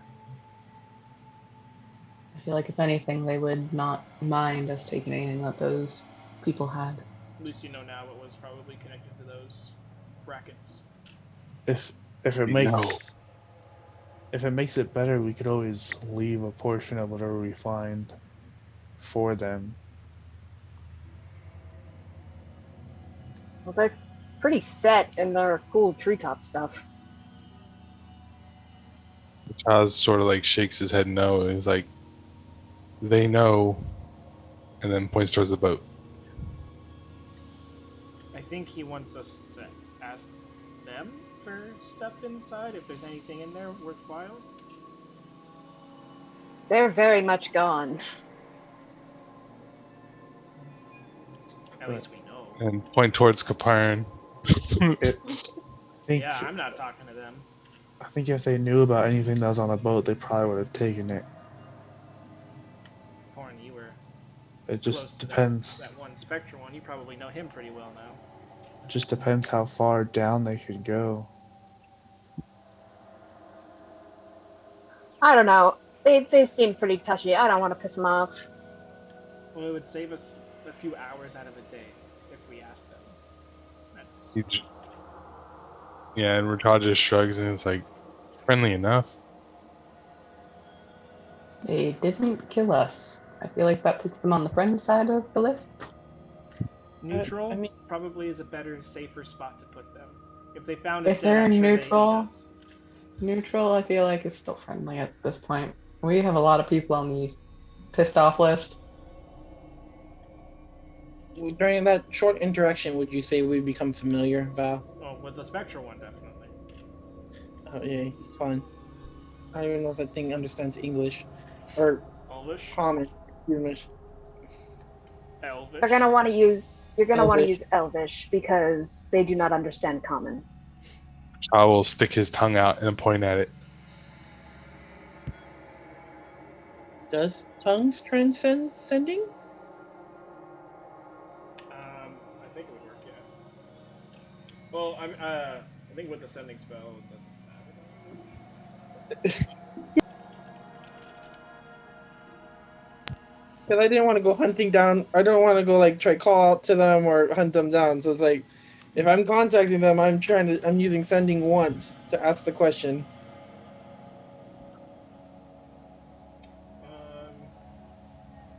Yeah, because it even allows creatures with intelligence score of at least 1 to understand the meaning of a message. So I'm guessing, even if you don't speak the exact language, it gets the overall gist across of what you're trying to say.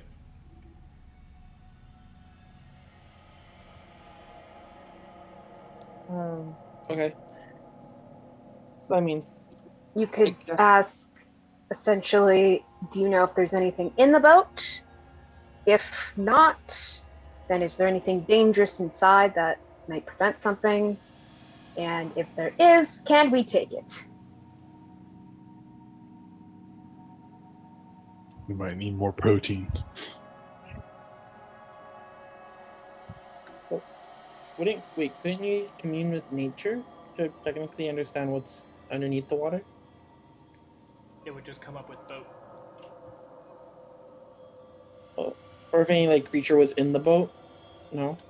I was just It just works in a 3-mile radius, not pinpointed down to, oh, there is a flump in the... Yeah, I was gonna say there's ducks abound. It'll give Okay. me a general thing, but I won't get direct things. And maybe they don't want to have anything to do with the boat, considering they were slaves. yeah. Only one way So- to find out. Okay. So everyone agree I should you sending to contact the Yes, to spec? Porin. I'm not doing it. You are. Fine. Okay. Should we wait till we're at the boat in case we do piss them off? I feel like, We're like 4 hours away, buddy. even if we were at the boat, this seems to be more or less their area now. If they really wanted us, they could get us.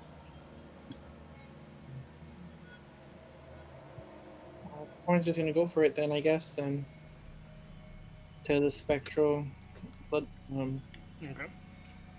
um,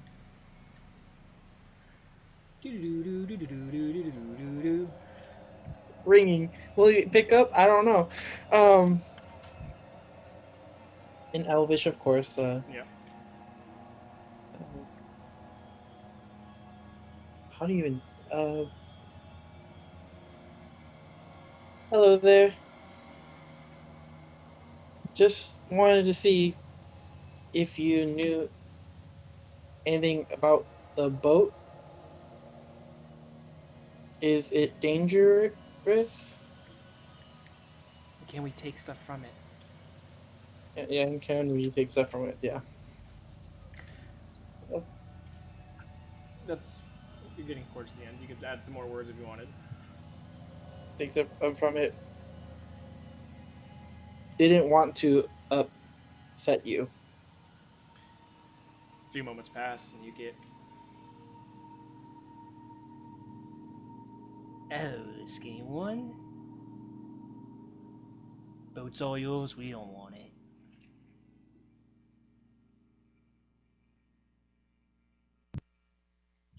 He gave me no extra information on the boat other than they don't want it. Well, if we die, it's food, so So it's tread at your own will.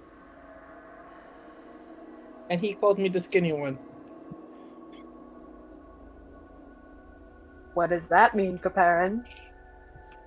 Warren's lost too much weight and needs to go eat a lot more food because he used to be thick pony and not thick pony no more. Does he get to lose weight on his thing? It's the anxiety of everything that's been going on. Do I actually lose body weight? I would have imagined it was the chunks of flesh you probably lost as you That were too, you know, and also hit by a meteor. being bedridden. But nevertheless, they pretty much give you full bounds to it if you want to go back and check the boat out.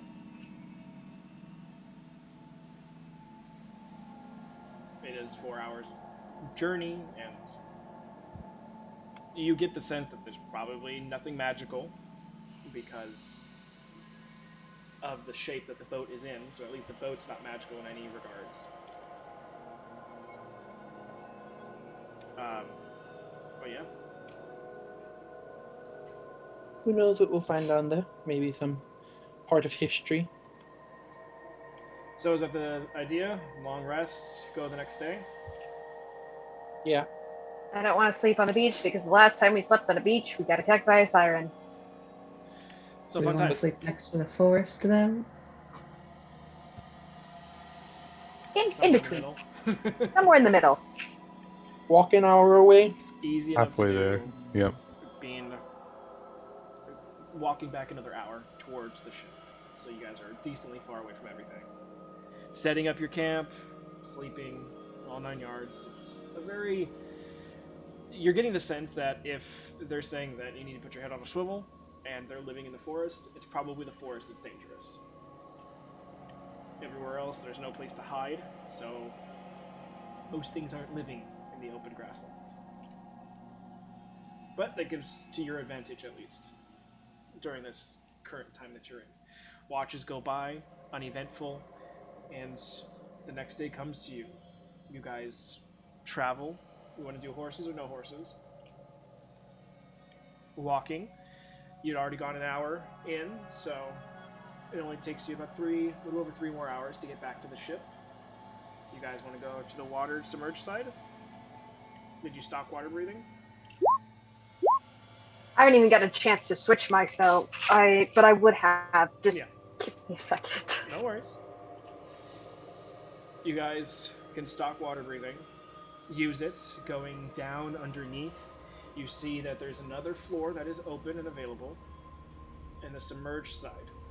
But this also looks to have been a slave storage location as well. There's a possibility to get to further levels underneath. It looks like it goes 4 more levels down. This was a large ship. Basically, think cruise ship-esque. And it's available, but it is not easily traversable. Like, you're going to have to dig out sand to get to these locations and possibly do anything, which, giving how it looks and everything, you're probably looking at a day and a half worth of, even with wild shaping Nori, a day and a half worth of work to try and dig enough out of these levels to possibly find anything. What if I summon animals to help me? I'm talking full use of spells and tapping yourself. Because it's sand and underwater, and it's compacted sand. So this is like, you're cleaning off a mess, but making a mess behind you. So it's like bucket train to put out a fire, you know? Like, it's not like you can just scoop, because as soon as you move it, it all just dissipates into the water and resettles, and it just becomes a complete hassle to keep doing. And that's only... Go ahead. Is the boat entirely whole, or are there like holes in it that a wild-shaped Nori could fit through? So the only portions that are exposed is the ones I've told you about. Everything else is under sand. So the sides of the boats, the floors of all of that's under sand. You can only get to the level beneath. It's only like a 40-foot space, and then the rest is sand. The rest of the levels are sand. The rest of that floor is sand. Like, a large portion of this has been beached. Do we want to spend the day digging this out? Unless you want to use a teleportation circle right now. I don't see a reason why not. After she would recon this is still only about 10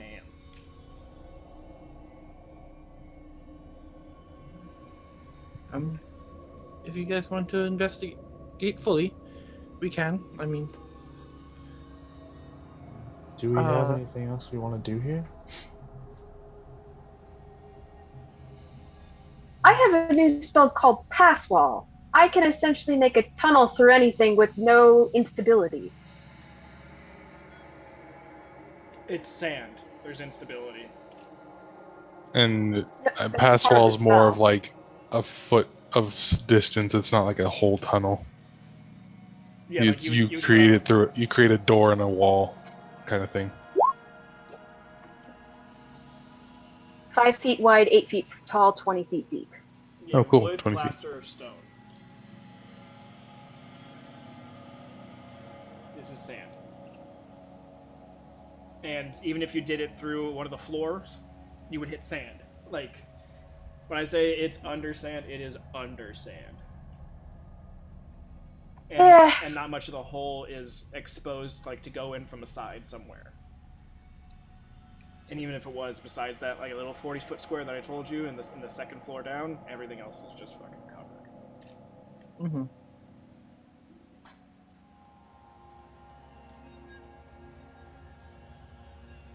Got it. Dragon Country. How are we going to get to Dragon Country?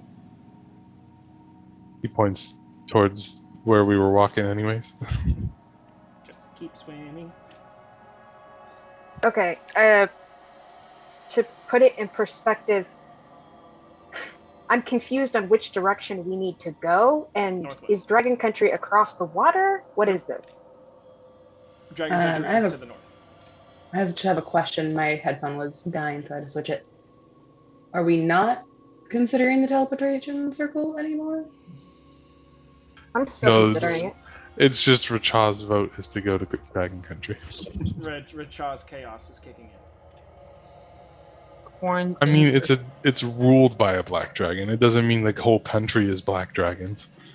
If a bugbear wielding a giant, scary guitar and a horrifying whatever. He was very friendly. side I of liked things. him. He was very friendly because we managed to speak his language, but he warned us that it was dangerous. Well, yeah, but they're dangerous too. So, like, Well, if danger is danger, then that must be ultimate danger over there. Caporn's already made the thought process of not going near a black dragon currently. So he is ready to create the magic circle.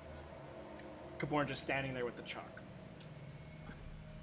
I will yield to the group since everybody else wants to go to the circle.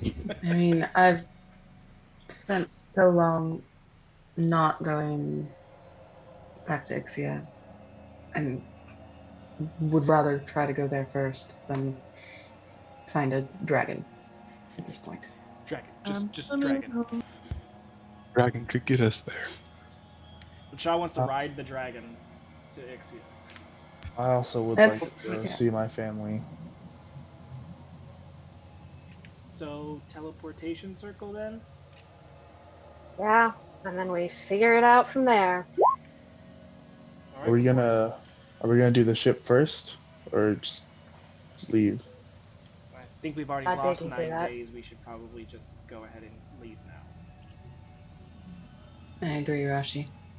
Because I don't know, even wherever we end up getting, how long it's going to take us to get back to where we need to go.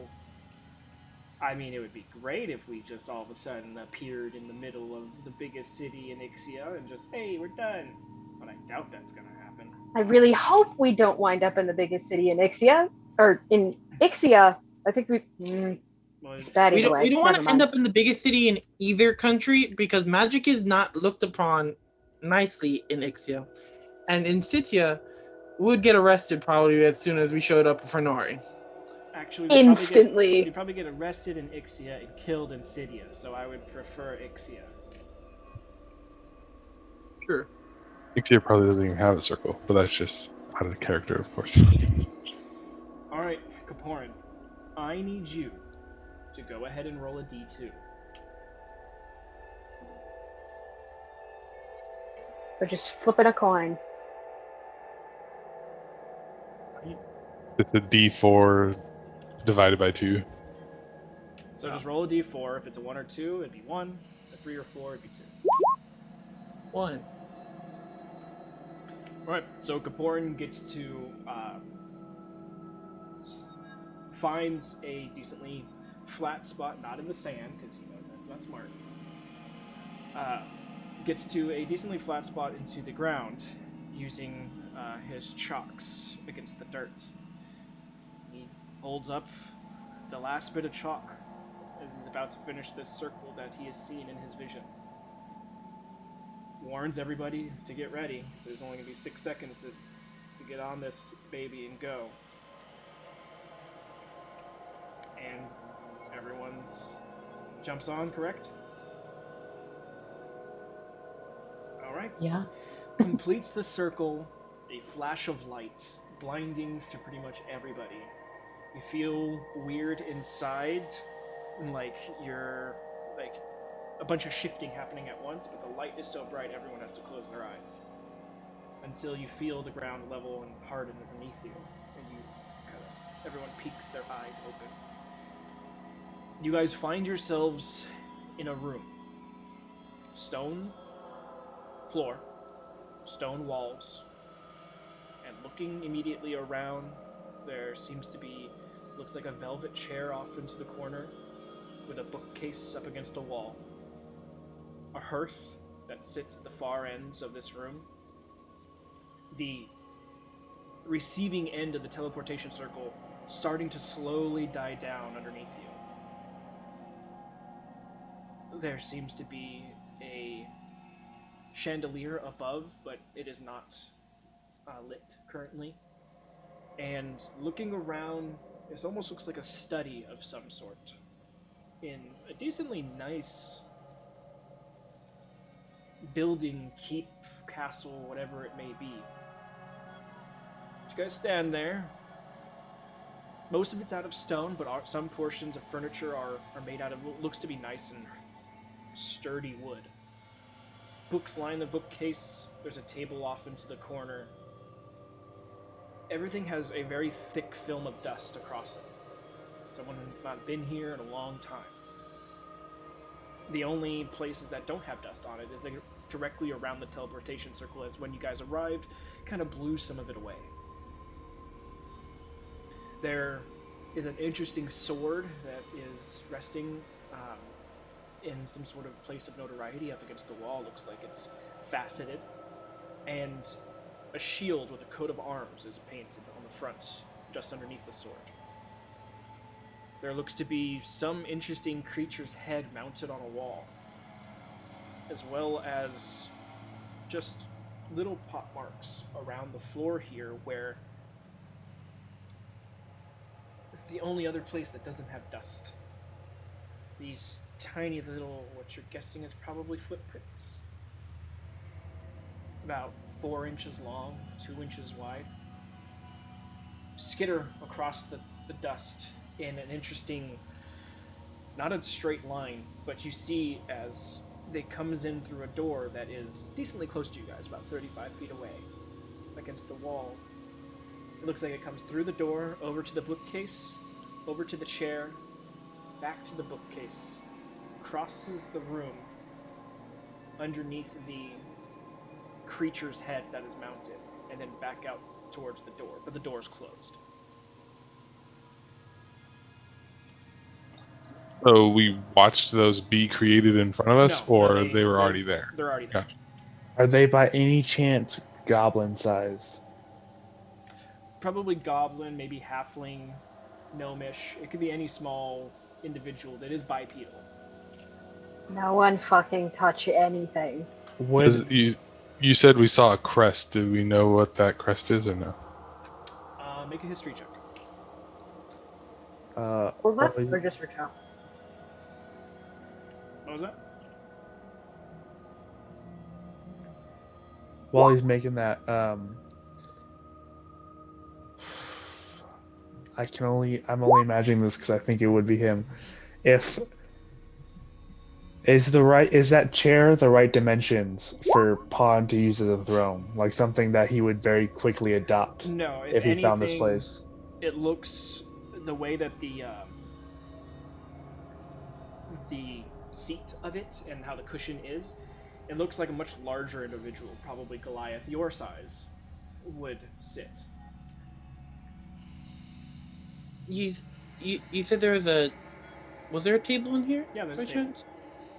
A very nice, well polished, stained, and manufactured table, just covered in dust. Nothing on it.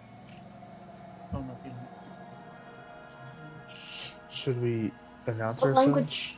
What language are the books in? Can I read the Multitude of covers? different languages. Are there any windows? No, there is one window, but it looks to be dark outside. Dark outside. We might be even farther away. Who knows where we could be? Is there any piles of papers or anything like that from what we can see? Like Nothing someone loose might, or out anything. It's just the books that are in the bookcase. while approaching the bookcase, any books that seem to have just been recently used, like they might have been dusted off or Nothing recently used, but on the bookcases themselves, there are certain places where books seem to be missing, and they do have little slide marks next to them. Looks like probably whoever came in here took some books before leaving.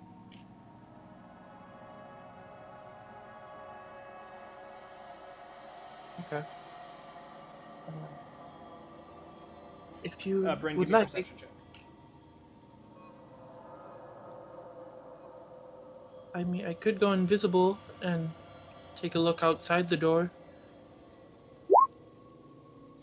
You're going to the window and trying to brush off the dust and look out of it. Outside, you see a courtyard. Looks like a tree possibly was in the middle of this court. It's all stone, but in the middle of the courtyard, there's a circular cutout and a little raised dais with dirt in the middle of it and a dead, withered tree that is coming out of it. Looks like it got to a decent height, probably 25 feet or so before whatever happened, it died. It does look like it's nighttime out, but interestingly enough, far off in the distance you could see light, as in sunlight.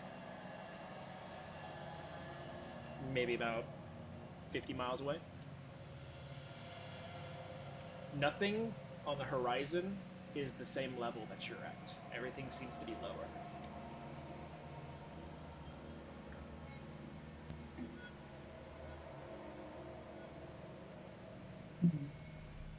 I'll let the people know from the window, just looking out, seeing if I can see any movement out there, I guess.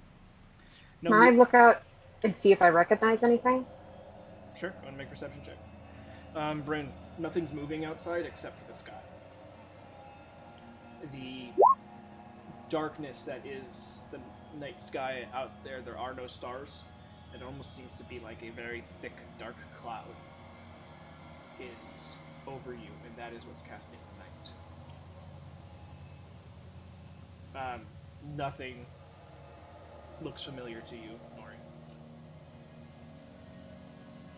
Did we get anything from our history checks? Nope.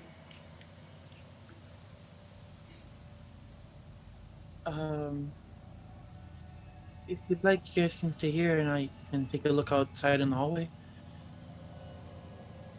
As soon as you say that, Kaporin, you hear from somewhere deep on the other side of the wall, somewhere in this place that you're at, you hear.